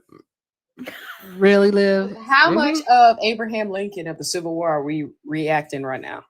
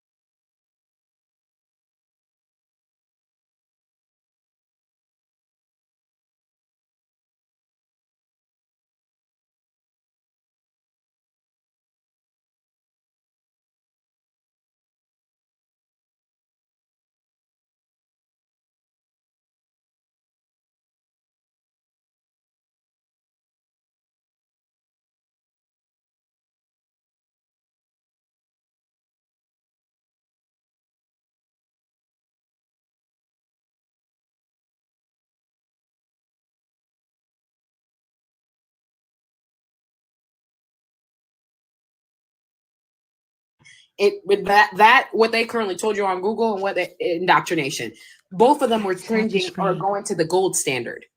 They were making sure that the Federal Reserve Bank didn't have any money.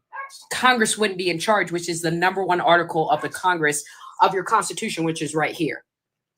They are the ones that are in charge of the economy, but John F. Kennedy wanted to stay on the golden standard, and Abraham Lincoln wanted to go back to the gold standard, which would have went against everything they were doing, which was colonizing. During the time period of Abraham Lincoln, we were in Palestine. During the time period of JFK, we were being attacked by Israel of the USS Liberty of 1967, where they unalived multitudes of Americans and confiscated our ship.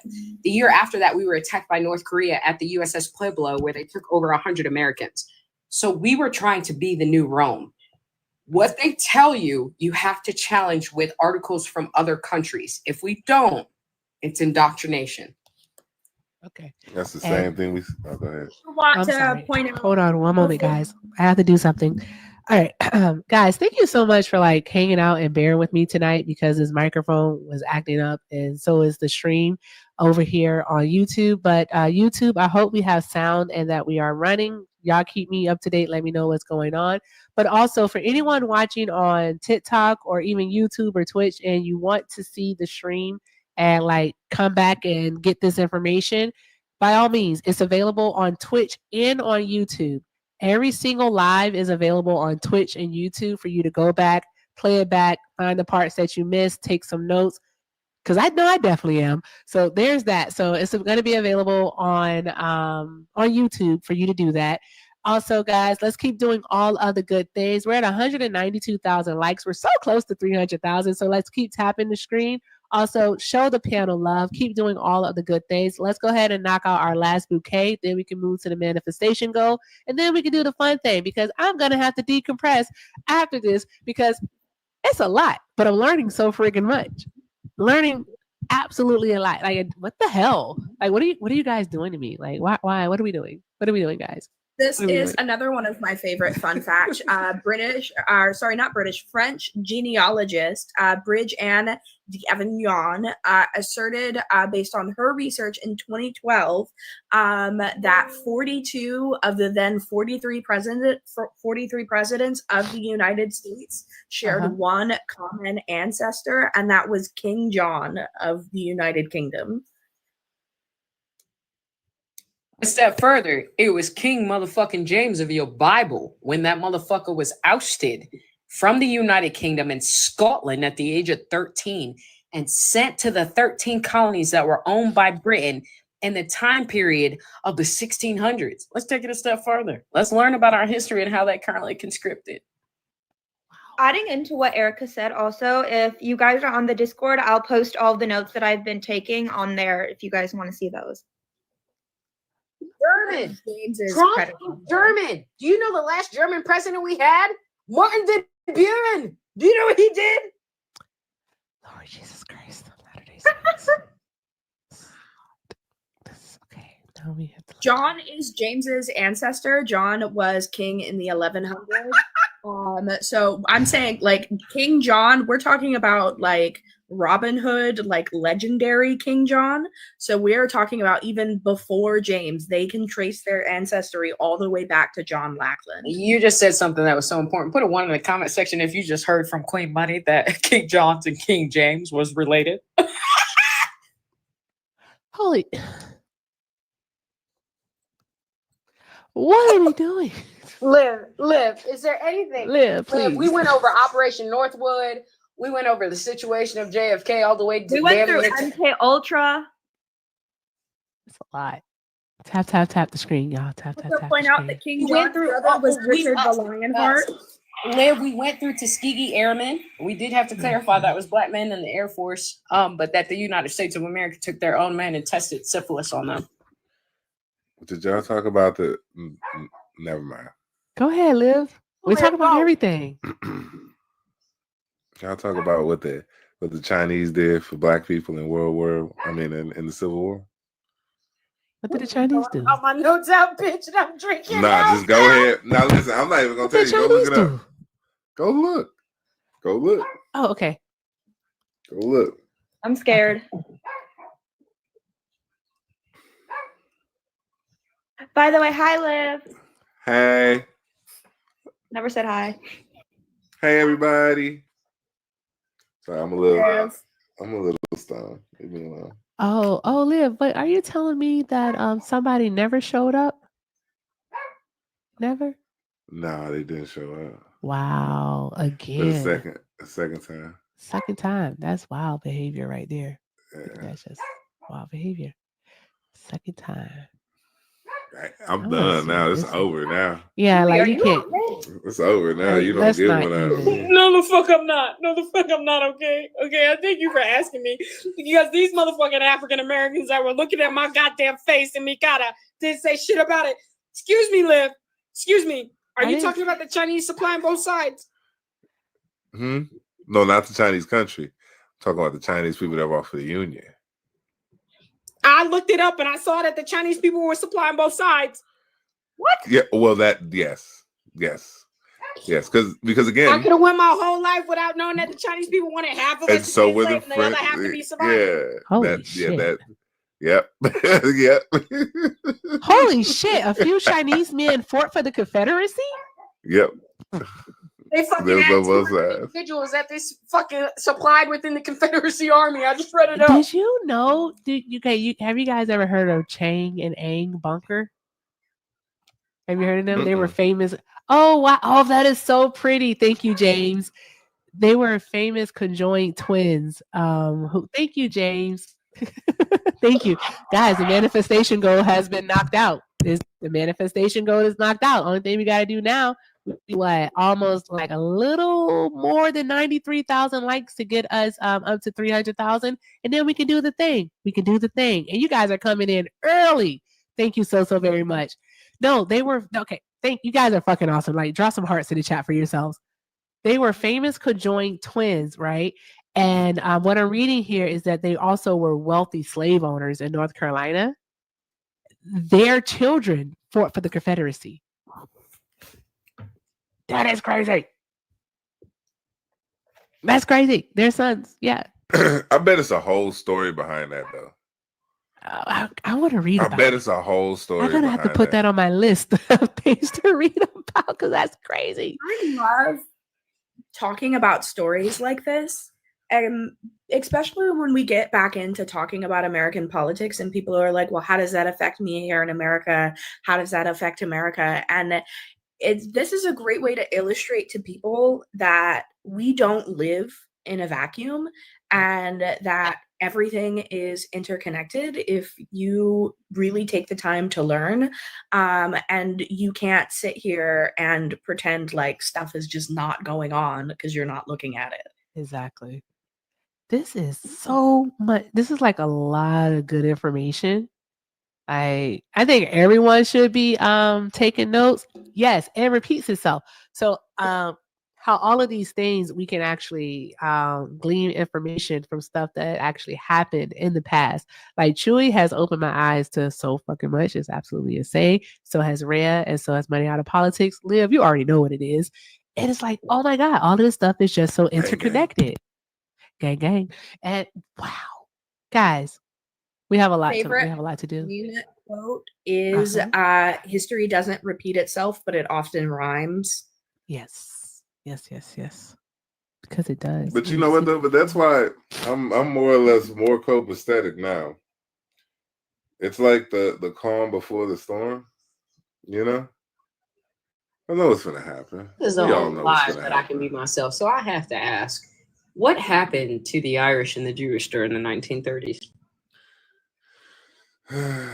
Anti-Semitism runs rampant. No, they were killed. Wait a second. You're talking 19th. I thought you was talking about that. Yeah. No, the 1930s on our soil while we were being hanged. What happened to the Catholics, the Jewish, and the Irish? The UK committed a genocide against the Irish people during a financial crisis. They and through a crop disaster, there was a blight on the potato crop. Instead of the United Kingdom supplying Ireland the grain and food stores that not only could they afford to give them, but that they desperately needed to survive, the UK continued to levy taxes and continue to force Ireland to export the surviving crops that they did have. But here in the United States, though. Yes. That's what I'm asking, Erica. Well, I knew that for the Jewish people here in the United States, and I remember reading about Charles Lindbergh, it was anti-Semitism that was increasing here in the United States. Look up right now. Tell me what you find. 1930s, Madison Square Garden, Jewish man almost beat to death because of Hitler protest.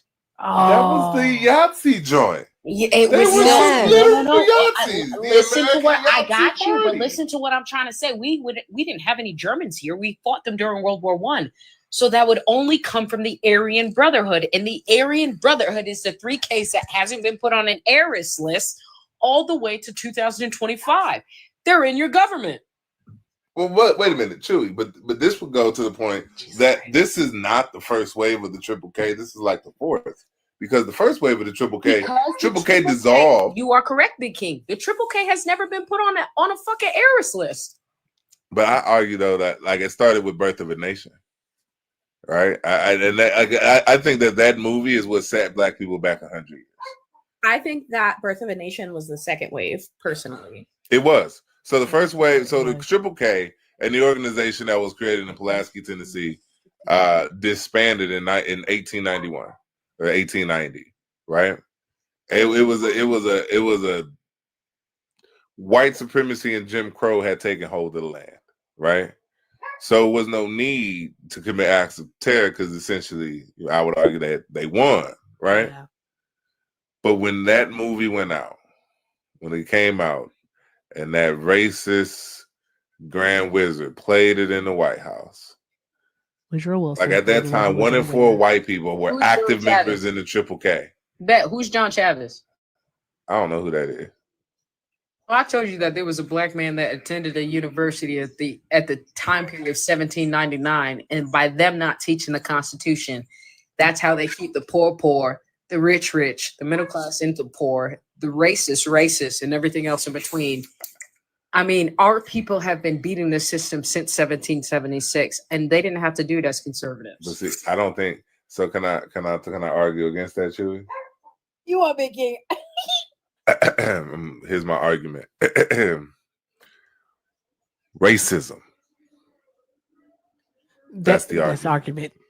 Because whenever black people operate, whenever the rules are set, black and brown people succeed. Right? Whenever there's a game to be played, whenever there's something to be done, we succeed. We thrive. Right? Okay, white supremacy. If that's the case, in 1776, when there was no black people mentioned in the first Bill of Rights, and about 5,000 to 2,900, what you quote, because I remember what you said, were slave owners, then we always succeed. Hold on. That's from 1619 to 1865. Black people were also allowed to own slaves. The first slave owner was an Afro-Caribbean that was in the 1500s. Yeah. So, but again, that ownership wouldn't have happened without the institution of slavery. Correct. Okay. So with that institution of slavery, right, we see the disenfranchisement of black people. And like, I'm not going to argue that all black slave owners. The first slave recorded. In America? No, in general. It's Mesopotamia. Kabul, Afghanistan. Isn't that Mesopotamia? You are correct. Oh, okay. Why are you playing these semantic? Stop that! Listen, I thought I was wrong. I gotta remember, it's just me. Don't do that. Hey, but no, like when we're talking about like the institution of slavery, those 12, like sure, there's some bad black people out here, right? But the majority of those slave owners were buying their friends and family out of bondage, right? That is no bad black people out here. No, there are some diabolical. When I saw that dude drive that car, do you call white people bad because they ignorant? No, I call them devils. Okay, but if our people that were succumbed to this situation, which I agree with, when I'm talking about black people, I'm talking about. I mean, black people are Africans, right? And even in the situation of 57 nations in Africa, you still have a connotation that slavery was taken all over the continent, and it wasn't. No, I don't. No, not you, Big King. I mean, our Americans. I promise you, every single they think every day they do think that. That's what I'm saying. Every single person on this panel surpassed the 60th percentile of the American people because they have the intelligence that go past that. But I also want to argue too. I want to clarify that when I say black people, I'm talking about the one that you're talking about. That we know that they were a vicious slave owner, right? Hey, Liv, let me read this one off real quick. I'm so sorry to stop you. All right. Shout out to Cousin Jesse for the $5. This is a compliment to everyone on the panel. Cousin Jesse said, I'm going to speak for a number of people who are watching the live. We're going to need to have a weekly series of the facts and gems of knowledge y'all are dropping right now. I appreciate the knowledge you all are sharing with us. Thank you so very much, Cousin Jesse. Thank you for supporting. Drop some hearts in the chat for Cousin Jesse. And I do agree. So do this once a week. I'm down. Because Liv, here's the thing, Liv. Like, I'm not even gonna kid you. During your lives, like when Chewy is there and like Kiana is there and Itchy and Mr. Rowdy, like where we're all just there, we're actually talking amongst ourselves. It's so much more fun. It's so much fun. I'm not gonna lie. So much more fun. But wait, can I dig on why? You both know that we're going into a civil war, and educating the white people that are racist is not going to do anything beneficial to this country right now. You know what? It's not. I don't. That's why. But I don't care about like 3 years ago. I told my parents 3 years ago when I was like a freshman in high school. I told them we're either gonna have a civil war in the next coming years, or we're gonna have World War III. I told them that. Everyone said Everyone's about to have both. Now look what's happening. We're about to. And everyone who said I was crazy is eating their words right now. Just saying. So I just want everybody to understand, Erica, and I want to talk to you about this because I want to be very clear. And Liv, as soon as he activates a war between Venezuela, because we had over 1 million militia members fighting during our civil war. Did you know that? Mm-hmm. So, Erica, on that basis, that's where those 7 countries that were not involved in our Civil War come into. They didn't hire their military. They hired gang members and anybody that just stood with the situation by the Union or the Confederacy. Well, Venezuela turned around and said, I'm going to hire 4.5 million of them motherfuckers. Oh, that's the thing, right? That's the thing. I don't think that is being calculated. And I think that that's rooted in American exceptionalism, right? Like, he waged war on cartels. He waged war. He may wage war on Venezuela, right? Liv brought up the Triple K, and I do want to ask Liv, do you know who George Dale is? No. It's always something. I have the perfect song for pickle time tonight, guys. Go ahead. Just want to tell y'all, just in case, just so we're all aware, because Liv is very versatile on the highest positions in those positions. If you know the name, just like Rockefeller, Grayscale, or Vanguard, it's not that high up. If it's in the news or anything else in between, we need to take into our consideration, those are not the highest positions in the areas of those entities. What? My head is hurting right now. It's a lot of information. It's a lot, but so worth it. Well, just to make sure we're clear, if you look up the 12 richest families, and then you look up the 12 families similar to the Rothschilds, Vanguard, Grayscale, BlackRock, Schwab, Rockefeller, anything in between, it's not the motherfuckers that are sitting on our cabinets. It's African, Indian, and East Asian countries. Yes. Oh my God. People or like their racism has no bounds. They never think that people of different cultures or ethnicities are richer. But when you look at the actual statistics, what you said, like Indians and other like ethnicities make way more money than the top people in America. So everybody that's saying in the comment section, who is the owner of L'Oreal? It's French. It's not the US. It's not Britain. It's not Rome. It's not Portugal. It's not Spain. It's not the Turkish Ottoman Empire. It's not the Greeks. It's not the Roman. It's French as fuck. And we have went to war for France for every motherfucking war we have fought since 1897. We have existed since 1776. But any war that France, je ne sais pas, any war that France enter into, whether it's Korea, Vietnam, Cambodia, Laos, or anything else in between, we have ran behind. But wouldn't that be because of their help in the revolution, though? I learned that from Hamilton. So France was a world power similar to Germany. Yeah. And they helped us in the Revolutionary War. France did not help us in a revolution. France didn't help so much that we fought the France during Louisiana to get that fucking state. Jesus Christ of Latter-day Saints. Oh, I'm in Colorado right now. We have the gold mines. The French built the gold mines, and we fought them motherfuckers out between the Native Americans in the 1800s and 1700s to make sure that they couldn't take our money. And now we have gold coming into our areas literally an hour away from Denver. Huey, you're literally contradicting everything that my AP US history class taught me. Challenge them, Rhea, because it's indoctrination versus education. Fuck them hoes. Like, I got a 5 on that AP exam, and now you're challenging, like, everything I've ever learned. That is crazy.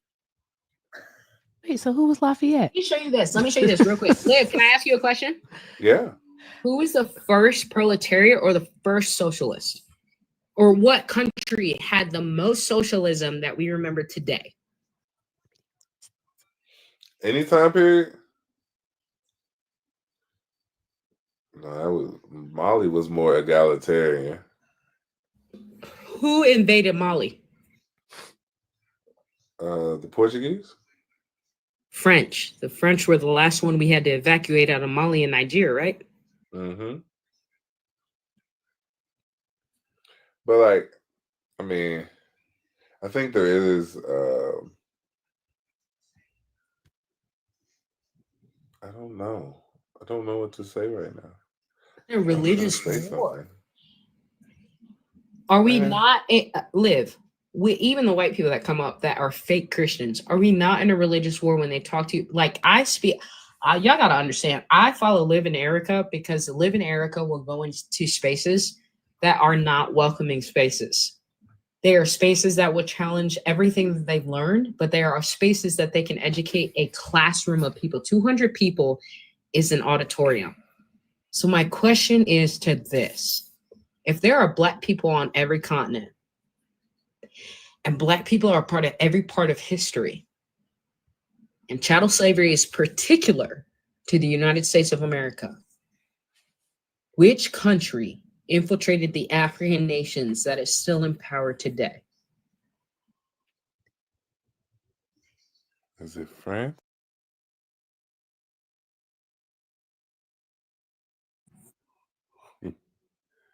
Have one of the North Atlantic Treaty Organization, one of the North Atlantic Slave Trade Organizations. We are still under slavery, and it was codified under the 13th Amendment, a country that helped France make sure that they protected their assets during the 16th president in 1861 against Britain. Abraham Lincoln was in Palestine. Yeah, this is me right now.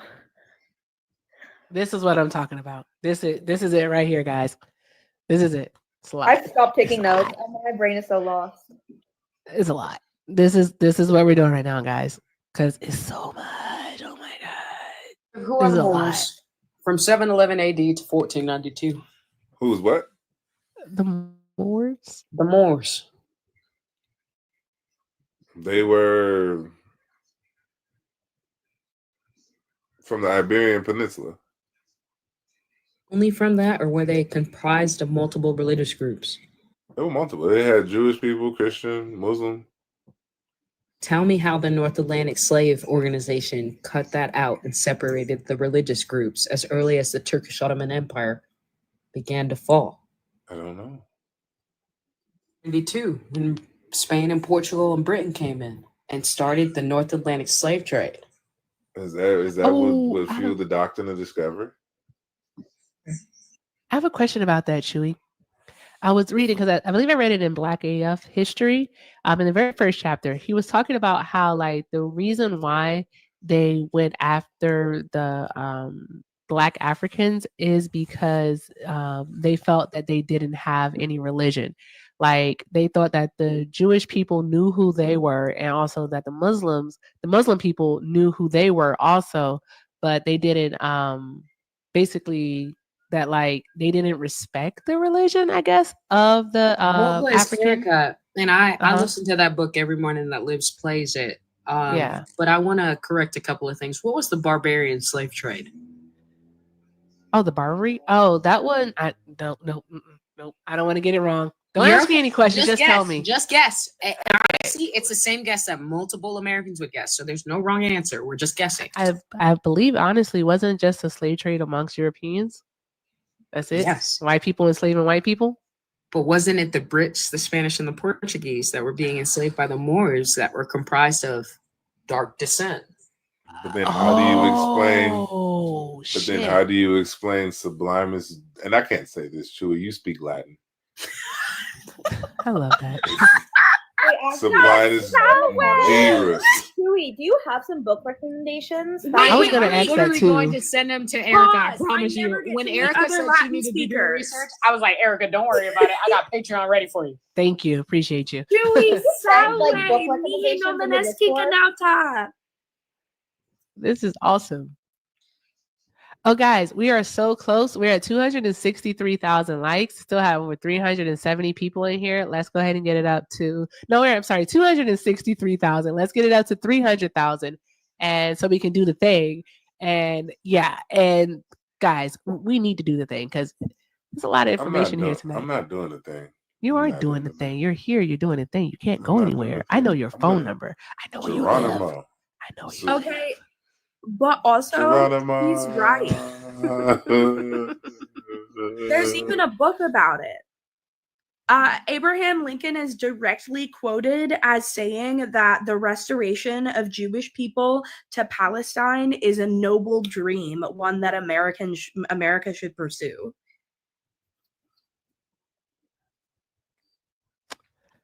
$16th president. Liv, come back. You don't have to do the thing right now, silly pants. Come back. Good grief. Erica, I'm gonna come back next week with so much more. I'm so researching this. Okay. He's so dramatic. Don't you think, Erica? He's just so dramatic. He is. We never drop from his panels, but he drop us willfully, just because I said his oxtails are dry. No, not the oxtails are dry. I say bomb he uses barbecue sauce on them. Gasp. Gasp. Barbecue sauce. I'm talking my grandma on you, Erica. Don't tell her. Don't do that. What was that? What was that? Also, apparently, before James Buchanan took office, he was also stationed in the Ottoman Empire as a U.S. diplomat. So he was also in Palestine. What is happening? What is happening is that we are the Roman Empire, and next year we will hit the 250 year that we are supposed to fall, which the Pentagon predicted that we would go to war with China. It's been real, guys. It's been real. I'm supposed to be president.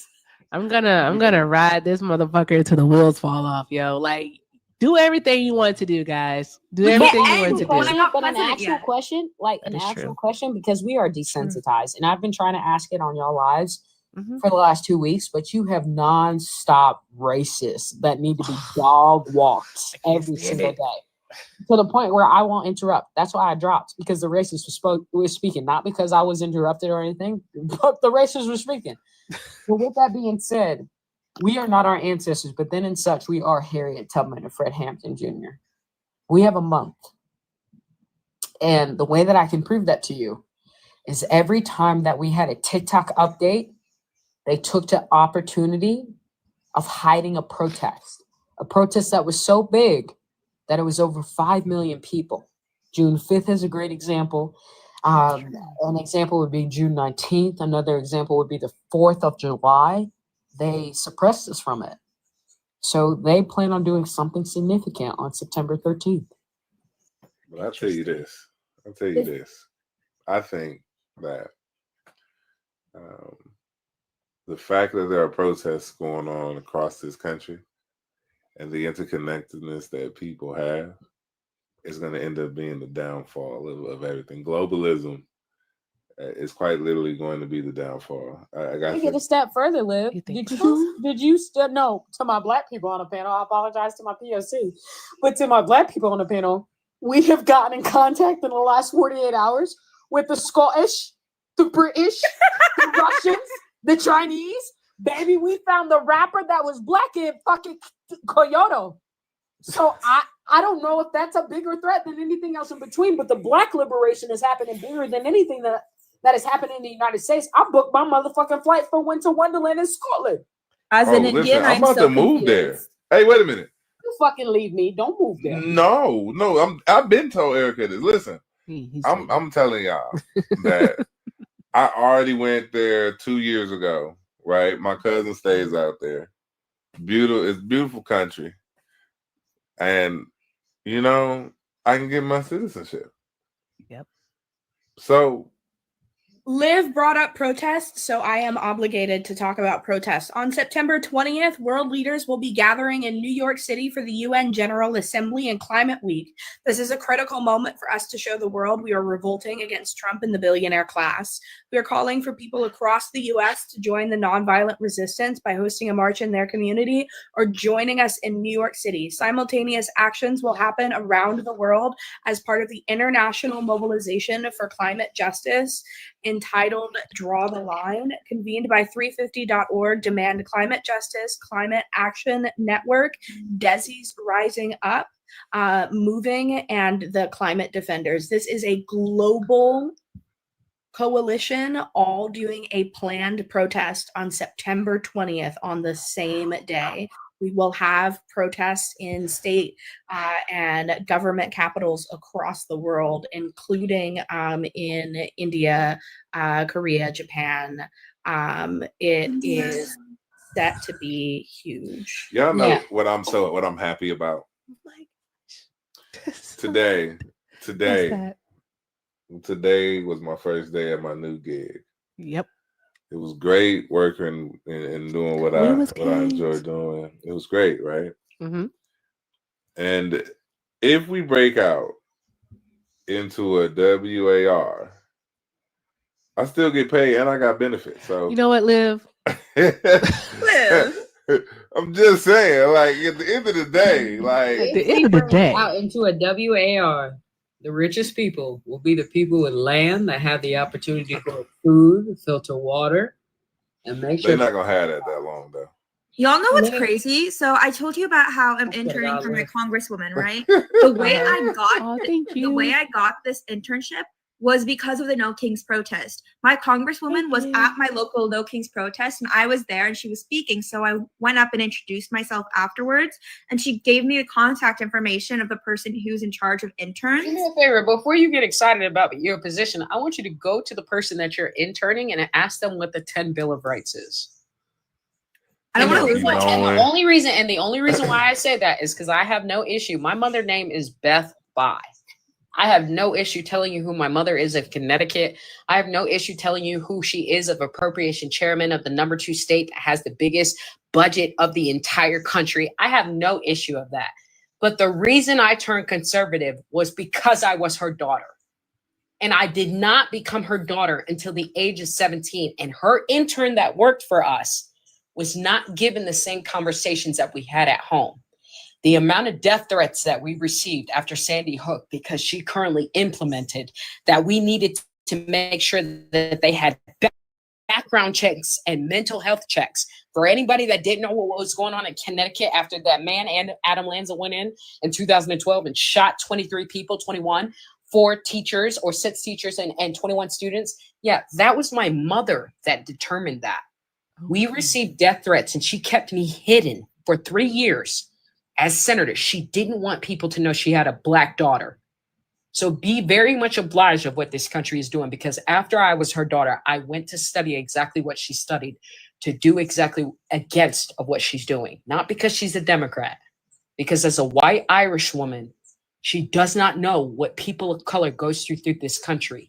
And when they decide on law, they are only regarding white people. They are not thinking of the inferiority. They are not thinking of ethnicity. They are not thinking of the minority. They are thinking about the most people that will give them their vote.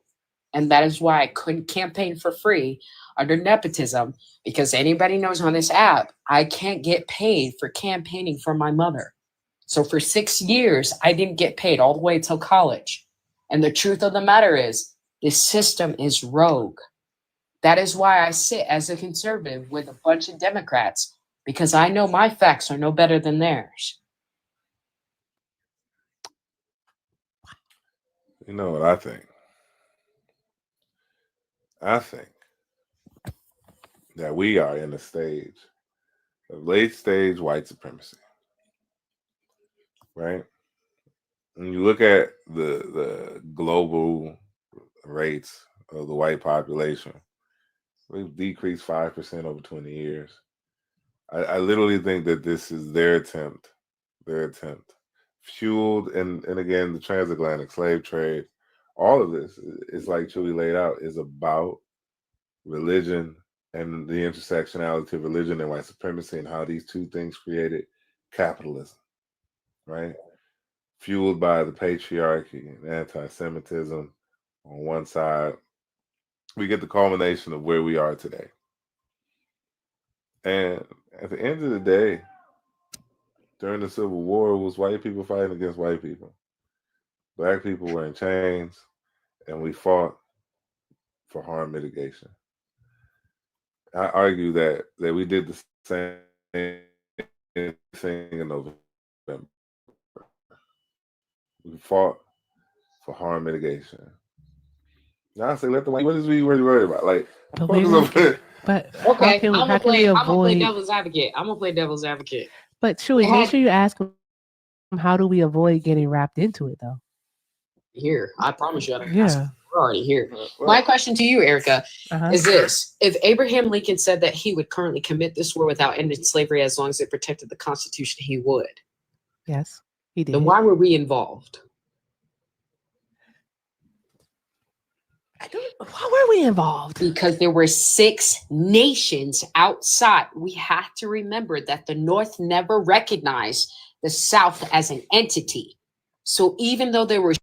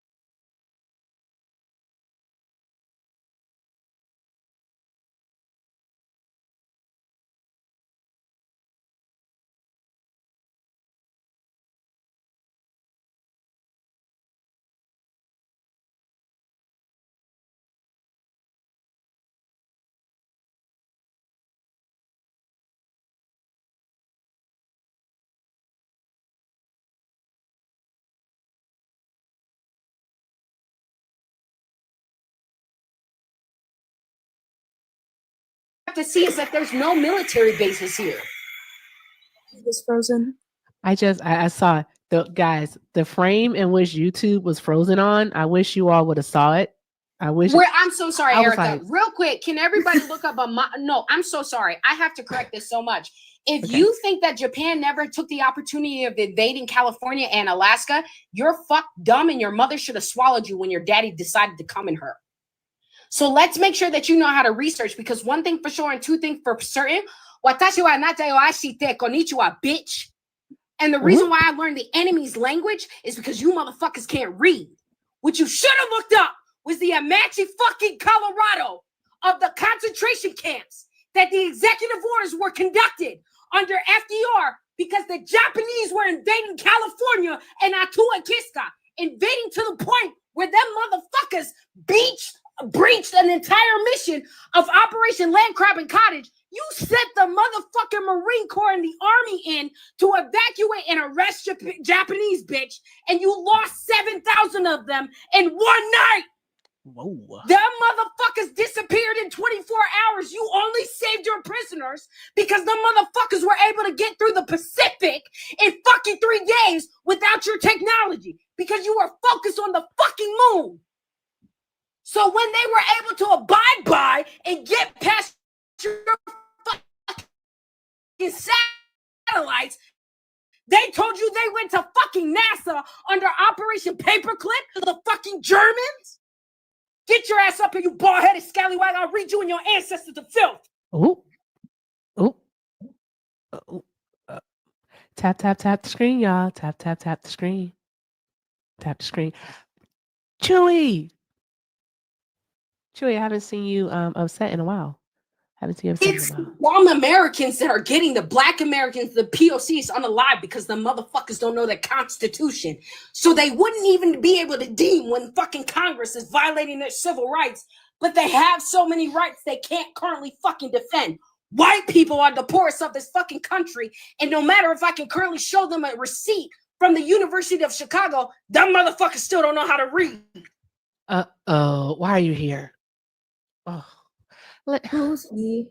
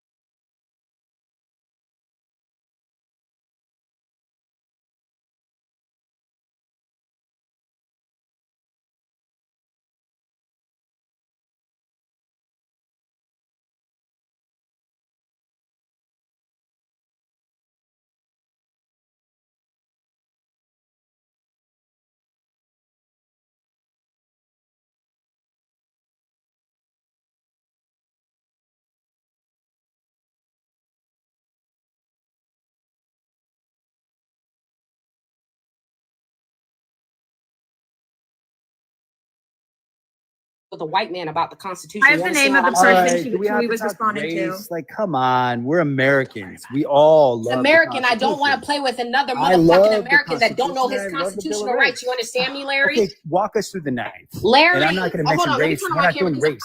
Larry, I would be so embarrassed to know as a Negro that you are currently getting read to filth on the Constitution by your ancestors. By the way, hey, is there a reason why you don't know your 10 Bill of Rights when your ancestors died for it? You know what? I'm very proud of the people that died for it. I didn't ask if you were proud. I asked if you were currently servicing them by knowing your 10 Bill of Rights. I don't think the average American knows every single one of the 10. I do, and I'm the average American. Okay, because you have it open right now and you prepare. I don't have it open. Do you want me to recite them to you while I'm looking at you, Goofy? There's a ton of knowledge that I could drop. Would you like for me to recite them to you while I'm looking at you, Goofy? I don't have to open my book. Please go for it. Please go for it. Okay. Can everybody go ahead and put ready, set, go in the comment section if you want to see a MAGA read to filth about their amendments by a conservative that currently stands with the Democrats, a conservative that stands against Donald Trump. I just want to know. If you're ready, just put ready in the comment section. I just want to see the pen and paper because I'm looking at you dead in the screen. Okay. So the First Amendment of the United States of America is freedom of speech, freedom of religion, freedom of protest, freedom of petition, and freedom to assemble against your government. The Second Amendment is the right to form a militia to protect the free state, which is what we're dealing with right now. And the right to bear arms shall not be infringed. The Third Amendment of the United States of America is if the military decides to squat in your home during the peace or war, it is only allowed during the time period prescribed by law. Fourth Amendment has to do with unusual searches and seizures. You need probable cause, no reasonable suspicion. You need an oath affirmation. That's the judge's signature and who, what, when, where, and why. The Fifth Amendment, you have the right to remain silent. Anything can be held against you by the court of law. You have the right to an attorney. If you cannot afford one, one will be appointed to you by the court of law.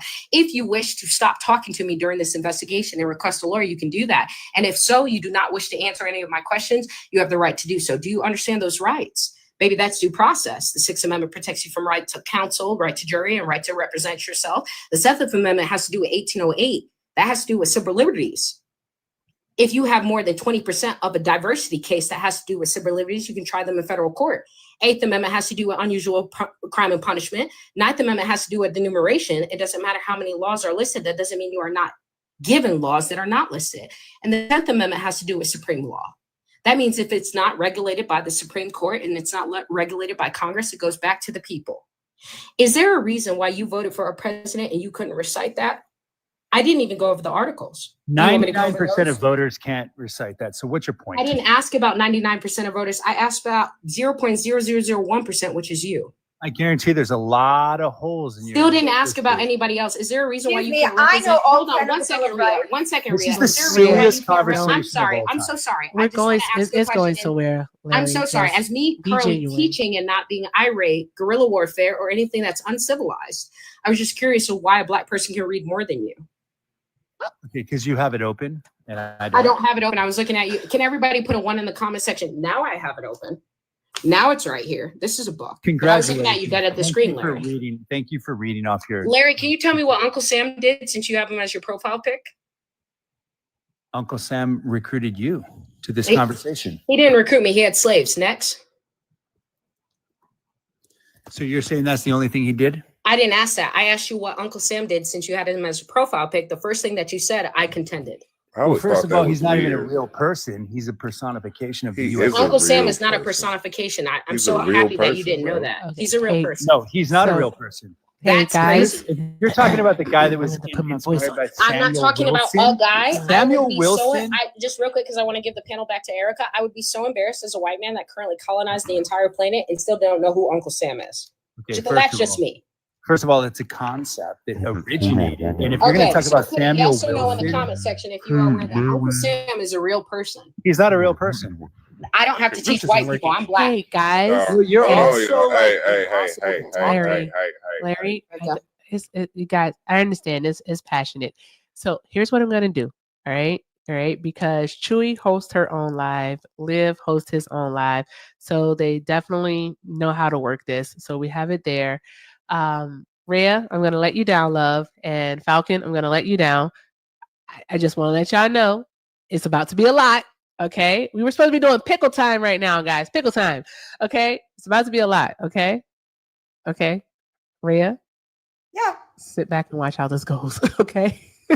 All right. Thank you so much for coming up. If you're not following Rhea and you're not following Money Out of Politics, please take like the next few seconds to do so. All right. Money Out of Politics is a fantastic organization. Absolutely adore you, Falcon. And Rhea is an up and coming, I don't care. You're an up and coming politician and you are going to be our second woman president. I'm going to say second because we're going to get a first one in 2028. All right. I appreciate y'all. Have a great night. Good night. Thank you for letting me up. Of course, love. Fun to be back. All right. Awesome. Thank you. Of course, Falcon. Of course. Okay. All right. Okay. Jock, you know who you are. So Jock and Chewy, all I ask is that we not overtalk each other. That's it. That's all I'm asking for. Protect the live. All right. Just don't overtalk each other. That's all I'm asking. Guys, keep doing all of the good things and let's engage in this debate. All right. What I would say, we've already went over the first 10 amendments, so the Bill of Rights. Okay. What I would ask is that we find a argument to actually debate and then go from there instead of like, because right now we don't really know what we're talking about. Like, so somebody pick. Liv, do you want to pick it? Or I can just do a number 1 through 10. Okay. And go. It has to be something about what we talked about tonight, though, because we talked about so much. America is a racist country to non-white people. It's rooted in the Constitution. And my question for both of you is, do you believe or would you agree that America is a racist country? Why or why not? All right. Chewy, you can have the floor first and then No. I You want let Jock to have it? magatards talk first. I let magatards Oh, don't say talk that, first. Chewy. It's too I close didn't. to I the didn't say the word. I No. said MAGA. All right. Go ahead, Jock.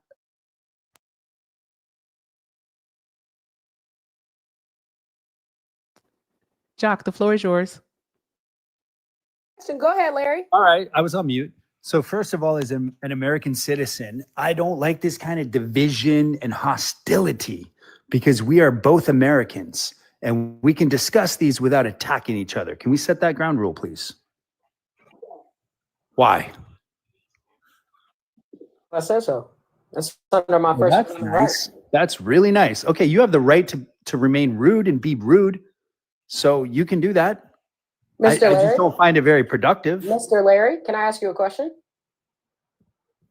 If it's not rude, go ahead. Do I have the right to freedom of speech like I just recited in the first Sure, Amendment you rights? do. Okay, That then doesn't shut mean the you have fuck to up. exercise it in a horrible way. Are you proud of that? Is that how you were Okay, I raised? apologize. Did your parents raise you to be like really mean to people you don't know? No, they raised me to be honest. I've had 8 foster homes. And so raised me to why be would you honest. call it honest to be rude to a person you Larry, I'm so sorry, Larry. Liv asked you a question, and I see that you're currently getting triggered by my existence. So I'm can you not answer triggered. it? I'm not Okay, triggered so by can you your answer existence. his question? Come on, Jock. I'm not triggered by your existence. Erica knows me. No worries, Not it at all. seemed like it. So can you answer his question? Go ahead. About racism, whether it's rooted in the United States. Mm-hmm. There's a history of racism in the United States, which has been improved upon greatly. The time we live in now is a time that all sorts of civil rights leaders have dreamt of, quite literally. And I think that we're in a place, in a time that is quite advantageous for all Americans. Yes, I do. How many black friends do you have? That's quite cliche, but way more than you would ever expect. I didn't expect anything. I just met you on this panel. How many black friends do you have? I don't count them, but plenty. I'm pretty sure you don't have plenty. Plenty would be 20. So how many black friends do you have? Okay, well, if you're going to sit here and review the Bill of Rights, I can in tell an you all actual my way, black but friends. yet I have Andrew, I have Marina, I have Jack, I have Jake, I have Molly. I can go down all my white friends. Can you go down your black friends? I absolutely could, but that's ridiculous. Like, Why it's is it ridiculous? It's not doxing anybody. It's just showing your black friends. Aren't you giving No, them I don't praise? need to. I don't need to. So why are you sitting here and claiming that you have so many black friends, but you don't even know their names? Do you really? Okay, Erica is one of my black friends. How about that? I She's don't know not your her. friend. I don't know where Actually, you got that from. I would meet with Erica. in Erica's real not life, your and friend. she Have you knows met it. Erica? Okay, Larry, just for my Well, information. I've had some nice Larry, conversations with Erica. Larry, let me be very His clear. I'm totally conversation. fine with conceding. Have you met Erica in real life? I don't need to. I've had some nice conversations with her. Oh, so This is nice a lot. conversations She's make not you my friend. besties? I would not count her as one of my black I would friends. say we are You did. cordial. You said black. Erica, We're did he or did he not say cordial. black friends? He You said call you me a were one of black his black friend. Okay, friends. why Erica. would I show up to Erica's panel unless I enjoyed talking Call to me a her? black Not friend. you. About me. You said that Erica was your black friend. By the right? way, every one of my black friends. It would be doesn't matter highly about, by the offended way, if I was I'm asking counting one of them your off black right friends now. right now. If I I'm was talking to one I counting of want off to my get into black the friends, debate, this is guys. so Come silly. This on. is so silly. Any of my black friends that knew I was doing Erica, let's this make a would be deal. like, Because "What are if you I doing?" ask a question, you know I'm not yelling. I didn't say anything derogatory. I didn't say any cuss words. So we definitely have to mute Larry. Because if I'm asking him a question, he can't respond, especially when he claims you as being one of his black friends, then I No, can but I'm just ask saying you we're the That's the question. cordial whole with each thing. other. You We've see what had I some mean, nice- Erica? You But see what I I've mean? had Larry, nice okay, conversations hey with guys, Erica. I don't want to raise my voice. All right. Oh Lord Jesus, this is a lot. Okay, I'll so stop. You don't have to yell at me. What am I said your proving parent by voice, saying my I do black not friend want it. count? no, Like, what is here's the that? thing. No. What kind of No, silly hold debate? Are we on. in second grade? What are we doing? Larry, stop. All right. Here's what's gonna happen. If we can't do this, then what I'm going to do is I'm just going to like just drop the panel, and who wants to come up and do pickle time, go do pickle time. All right. But I see that the chat actually wants to see this debate occur. So what I'm going to do is I'm going to have Liv ask his question again. All right. And that is what you two are going to debate. All right. Can we agree on that? Yes. Sounds Okay. great. Good All ground. right. And I will But ask. can we just admit that Larry won't interrupt when I'm speaking, even if he disagrees with what I say? never have. Yes, because I was about to say You something. see how he's doing it right now? So here's the thing, guys. Here's the thing. All right. Here's the thing. Okay. I would like for this to be decent discourse and civil conversation, not a heat exchange. All right. So Can I ask Larry, you something, Erica? Can I ask you something? Hold on one moment, Shui. So the parameters that I'm going to set here is that when you are not speaking, and especially when the other person is speaking, you are to remain muted. You have to remain muted. Also, guys, I know this is going to sound elementary. I don't want any name calling. I only want you all to stick to your arguments. Just stick to your arguments, no name calling. That's really, really what I want. Okay, can I say something? Yes, love, go ahead. For this live purposes, if I get out of whack, y'all mute me. That's it. Okay. And then another thing is I want the chat to keep it respectful. Thank you very much. Liv, if you will, my friend, on this beautiful Friday night. Oh, wait, let me do something really quick, guys. Okay, guys, only because Hector told me, low-key, the pay links are still open and available. I am trying to actually raise money so I can buy a new camera so Hector and I can start doing our podcast. I don't know how to ask for stuff, so I'm just asking. Pay links are in the bio. Just thank you for everything. There's a PayPal, Venmo, and a Zelle. Just thank you so very much. And let's keep tapping the screen. We are definitely going to do, we're definitely still going to do pickle time, but the people want this. And shout out to Mr. Chaos for the $5. He said he likes my shirt. Thank you. It's Cheech and Chong. That's all I can show you. Thank you so much. Put some hearts in the chat for him. Liv, the floor is yours to ask your question. And then Larry, the floor will be yours. Go ahead, Liv.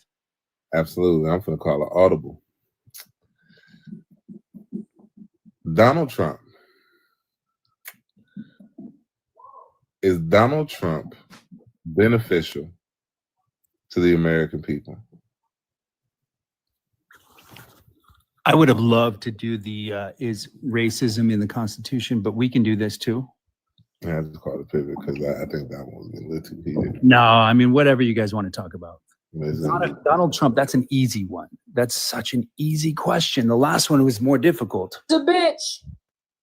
Just go ahead, answer the question, Larry. I'm a factual guy. I said no name calling. Go, answer the question. I didn't say names. No, I'm not talking to you. Donald Trump is the greatest president since George Washington. Yes. Okay, what are you going to back that up with? Like, why? His economic record, the fact that he's de-escalating wars left and right. When they said, ask the world leaders, let's meet up in 1 month. He said, no, people are dying every day in Ukraine. Let's do it tomorrow. Every world leader showed up. When's the last time that happened in U.S. history? How many presidents in U.S. history have held zero office in any role whatsoever, came from reality TV against all odds, media weaponized against him, Justice Department weaponized against him, people trying to literally unalive him, hitting him in the ear with a bullet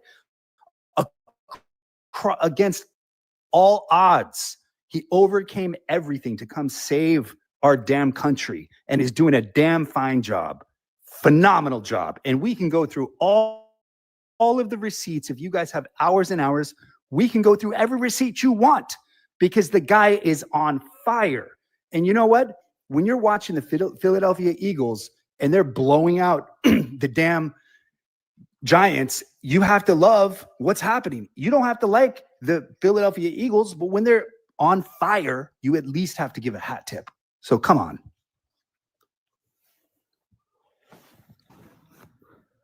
Chewy. You know what? I'm gonna let you eat first because I already had my bird up, so I'm already angered. I don't want to touch it. Touch what? Donald Trump has violated over 13 amendments of the fucking Constitution, and he already told us that he couldn't fucking repeat it. He couldn't say the first 10 that were out of 27. On top of that, he told you that he is only concerned with individualism. As somebody that is a constitutionalist, I know that that has nothing to do with the Constitution. So I'm going to give it to you because Erica told me to be nice, and I actually have an ancestor. My last name is Jefferson, bitch. Fantastic. He was a great president.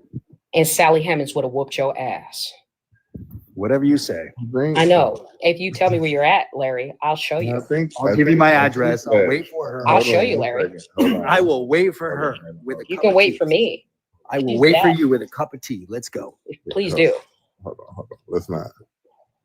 Guys, can we live? Just What please you be a mean? I'm moderator. just letting everybody know in the next. I Hold got on, a just question. FYI. You I'm have a just letting deeper voice everybody than know me. you better remember exactly who you're seeing on these So- lives for the next 2 months. Because if some shit pops off in the United States of America, remember these goddamn faces. I am. What you said in the chat. Yes, I am that, but I'll engage. Hey, Larry.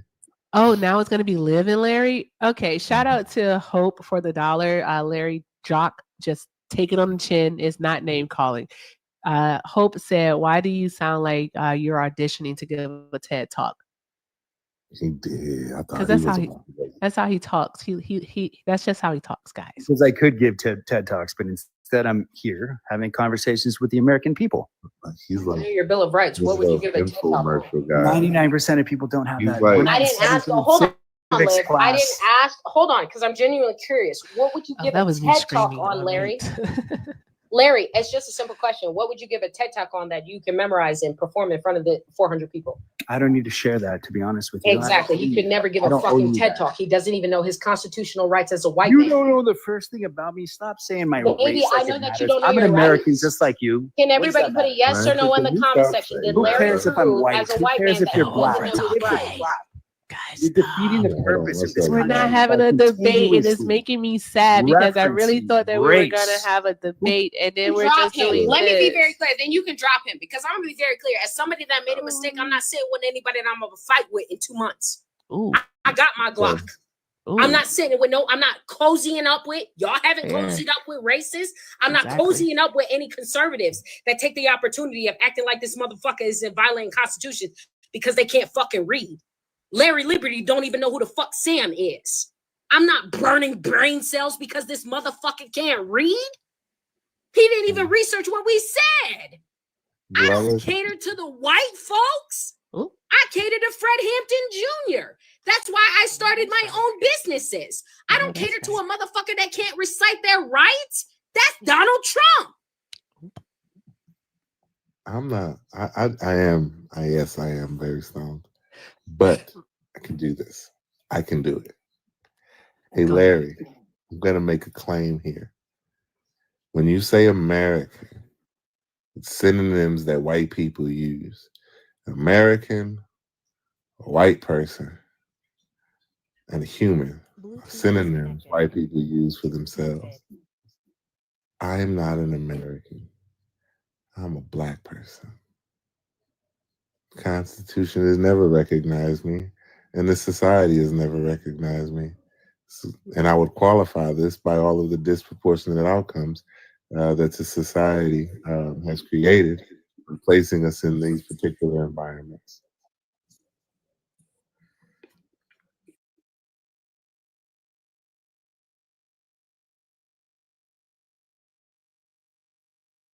You're muted. You can respond. Quite the disservice to the 13th, 14th, and 15th Amendments since you have the Constitution open. That's quite a disservice to the Civil War that lost 800,000 people of all races. That's quite the disservice that for people that paid with their blood for the freedoms of everybody. Put a yes or no in the comment section if you are aware that 620,000 Americans lost their lives during the Civil War. Also put a yes or no in the comment section in my Constitution. It says under Abraham Lincoln, the first representative that was of the Conservative Party, let's clock that, your 16th president, your president of 1861 of April 12th. He said in his Emancipation Proclamation, if I could end slavery, end this war without ending slavery, I would. So I don't know what you're talking about, Larry. I have the receipts. Do you? Oh, I can go first. There's a lot of political stuff that's happened. It's being misinterpreted. Okay, I got an echo. That echo.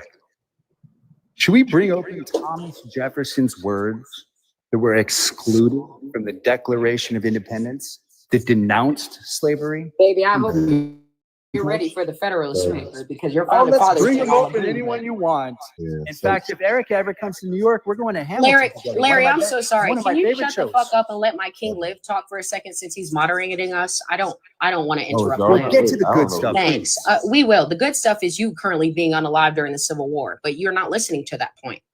But you're just so hostile. Why? I'm not hostile. I'm telling history, and you're upset about it. I'm sorry that you currently got your ass whipped. Alive during the Civil War have to do with. So, like I said, Larry, if you would allow Liv to moderate, we might be able to have a live. Well, Erica has peaceful lives. I've never seen a live like this on Erica's thing. She does late night with Erica. It's fun. With a constitutionalist and somebody that would never talk to you as a broke bitch. Hold on 1 second, y'all. This echo is crazy. Who has the echo? You. Me again? All of us. Sorry. Yeah. So, just a quick fact check here. Lincoln codified slavery into the Constitution before the Civil War started. But question about Thomas. I guess we're going to Thomas Jefferson now. Thomas Jefferson's how about his words that were not included? You concede to the point about Lincoln, right? Should we bring those up? You concede to the point about Lincoln, right? What I was saying is that there's historical context that's not being described here. And there was a lot of U.S. history that is not talked about or written about. If you bring up the words of Thomas Jefferson and his total denouncement of slavery as inhumane, as part of the Declaration. Thomas Jefferson, the president. Wait. Come on, guys. Killing me. Yeah. So what? It's still there. Are we not in a better place today, though? It can't be me then. Just trying to understand this. Like, great. I would love to go through U.S. history with a fine-tooth comb. Happy to do that. Are we not in a better place today? Are we not in a good place today? For some reason, I'm being attacked for no reason with no demonstration of my character. You have no idea who I am or what I stand for, and you're attacking me hostilely. This is double. Listen, I just want to point out that, again, Lincoln and Republicans codified slavery into the Constitution and ratified it in 3 or 4 states before the Civil War broke out. And that was the point being addressed before we go to Thomas Jefferson. We can absolutely go to Thomas Jefferson. But I just was wondering if you were ready to concede to that point about Lincoln. I mean, I don't think so. I mean, I think he was. It was called the Corwin Amendment. Anyway, so neither slavery nor involuntary servitude, except as a punishment for crime, whereof the party shall be have duly convicted, unless it's under Donald Trump's executive orders of the Alien Enemies Act, shall exist within the United States or any place subject to their jurisdiction. Passed by Congress January 31st, 1865, ratified on December 6th, 1865. Can everybody put a yes or no in the comment section if you learned that the 13th Amendment codifies slavery? It actually permanently outlawed. Like I said, Larry can't read. Apparently he knows about the Constitution, slavery. But doesn't even know how to recite it. You have alternative facts. Where's the alternative facts in the Constitution, darling? It was ratified. You're right. December of No. I'm asking a very straightforward question, Larry. Where's the articulate facts? Where's that? You want me to read it? Ready? Neither sweetheart, please show me where the 13th Amendment was changed after December 6th of 1865. Ready? I'm going to read it to you. Please. Go, please. Neither slavery nor involuntary servitude, except as a punishment for crime, whereas the party. So, like I said, everybody put except in the comments. You people fucking read. Any place subject to jurisdiction. This is what permanently outlawed slavery. How do you not know that? Okay, so let me ask you a question. He asked me the word accept. Do you know what the word accept means? I absolutely do. What does it mean, Larry? Permanently outlaws slavery. What does it? No. What does the word accept mean, Larry? Because everybody has a technological phone on their hands that they can look it up. So if you embarrass yourself, you're going to embarrass yourself in front of 400 people. I just gave you the quote. I didn't ask for the quote. I asked for one word and what the word means by definition of the Webster Dictionary. What does tell the me word where we're accept referencing means? the word accept. Where is the word accept? Exactly. So put a 1 in the comment accept. section if you just learned. This is why you don't need to learn from white people. I'm in the I'm in the teaching mode here. Hey Larry. Hey, I used this in my live earlier. Okay. If I tell you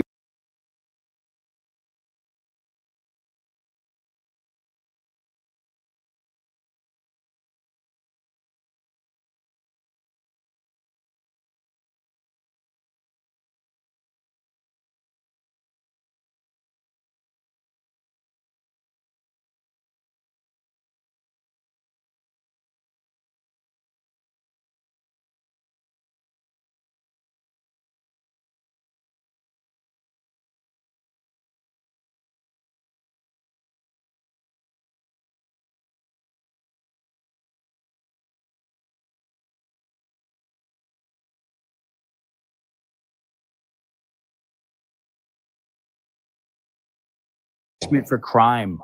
do I still drive my car? What is it about wanting to reinforce this narrative do you find pleasure out of? Do I still drive my car? Are we not in an equal rights moment Larry, of America? you have to answer the question. I mean, I understand what he's saying, but this is ancient history and things happen in phases.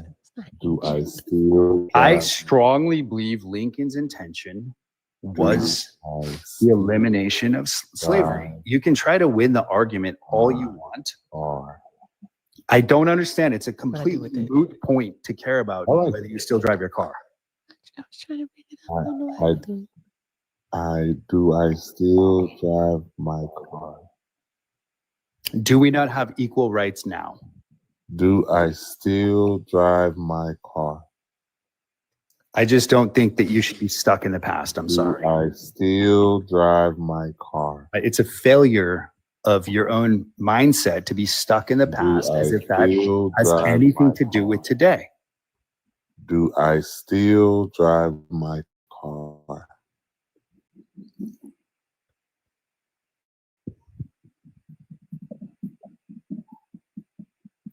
What's your point? Do I still drive my car? How does that relate to anything current? Please tell me. Do I still drive my car? But do you see how you're stuck in this mindset? You see how you're stuck. Hey, as a conservative, do you see how none of us are interrupting him? I understand his question. Can you answer it? I understand the question. I'm saddened by that mindset. I have a question. Can you answer the question to be in good faith here? We're in debate talk now. But I'm saddened by you being stuck repeating that. I don't mind that. But we shouldn't. But here's the thing. I would say that during this, we shouldn't make it personal. So no, like I'm not trying to make it personal. Well, then you just have to answer the question, and if the answer to the question for you feels like a concession, then just be prepared to actually argue. It's a rhetorical question. So then just answer it, yes or no. Do you still drive your car? Does he still drive his car? Yes or no? In your the answer is yes. Hypothetical answer, yes. In your hypothetical, non-relevant answer, yes. Thank you. So when the United States says that they don't do slavery, except in the commission of a crime, does the United States still do slavery? Things happen in stages. Does the United States still do slavery? The intention of Abraham Lincoln was to get rid of slavery. Does the United States still do slavery? There's always exceptions for certain things. Does the United States still do slavery? Does it do it now? Does the United States still do slavery? The purpose still, right? Still. Where is slavery happening now? Does the United States still do slavery? You got it. This is literally an echo chamber. Do you want to have a conversation, or you want to reinforce as if like? Listen, Liv, ask him to reread the 13th Amendment. No. Liv, ask him to reread what he just read under the 13th Amendment. Because Larry, if you do read the 13th Amendment, all right, it's gonna say except. I read it. I know, and so then you would be able to actually say that the United States still does. Yeah. So in the event of punishment, except for in the event of punishment for a crime. 1865. No, but that's what. That's they had to get that passed by industrial Congress. complex began, though. But they had to get that passed by Congress. Why did Thomas Jefferson's words get removed from the original Declaration of Independence that condensed it? He was trying to garner because it was political. Because there's a lot of racist people that were against Thomas Jefferson's words. Sally Hemings was a 13-year-old that Thomas Jefferson. Great. Are you stupid? It's horrible. Nobody asked if it was horrible. You're not currently using it in the area of context, Larry. Basic politics. Larry, could you imagine reading the 13th Amendment and not knowing what after the word accept means? Okay, here, let me level set, guys. Now, Larry. We're in a different era. You literally talking to somebody that would pass the SATs at 0%. Are we in 1865 right now? So, wait a second, Larry. Are we in 1865? Larry, does the 13th Amendment still exist? Yes. All right. Has there been any other interpretation of the 13th Amendment? No. You bum bitch. Yes, you just read it. Yes. You just okay, so read where's it slavery happening? Where is it happening? Can everybody put a 1 in the comment section if you heard Larry, bum bitch ass, read that it currently says, except as punishment for crime whereof the party shall have been duly convicted, shall exist in the United States or any place subject to their jurisdiction. Are you fucking stupid? Hold on one second. Okay, so you're saying slavery still exists? Yes. Go ahead, Liv. Where? Who owns slavery? I have a question. This is ridiculous. Says the United States still do slavery. Does it still have slavery? No. Okay. So does the 13th Amendment exist? Yes, it does. Do we still live by the 13th Amendment today? So where is slavery happening? Please give me an example. Bring the receipt. Where did slavery happen? Does the 13th Amendment allow for slavery? This is literally the most useless conversation of all time. I can find it. Where does slavery exist according to you? Bring the receipt, please, because this is literal brain damage for you to think slavery exists. It should be fixed, guys. Yay. The 13th Amendment allows for slavery. They took it away from the private sector and shifted it to the public sector. And then they passed apprenticeship laws, black codes, pig laws. This is where you get your trespassing, your soliciting, your loitering, right? All of those laws were put into place for black people. So there's all sorts of weird laws that still exist that aren't applied. Did you know that in Alabama, it's illegal to wear a fake mustache in church if it causes laughter? Absolutely. There are some. Did you know that? Laws. Do you think that's enforced? It's also. Do you think that's enforced? If you go to Alabama and you put on a fake mustache in church that causes people to laugh, and by the way, I would laugh. It'd probably be illegal. I think that was pretty funny. Yes. It's also illegal in Wisconsin to eat apple pie with a slice of cheddar cheese on top on a Sunday. That should be illegal. I believe in that law. Did you know in Vermont that women once were required to get their husband's permission to get dentures? Did you know that early, right, that it was allowed for white women to unalive black babies? Did you know in Minnesota it's illegal to chase a greased pig? Did you know that it was illegal for a black person to look into the eyes of a white person? Did you know it's illegal in Virginia to trick or treat? Did you know that over the age of 14? If you're over 14 did and you know, still trick or treating, that's illegal. Did you know that Plessy v. Ferguson, Slaughterhouse, and Cruikshank interpreted the 14th Amendment and its privileges and immunities clause and left it up to the states where they allowed for segregation of black and brown people?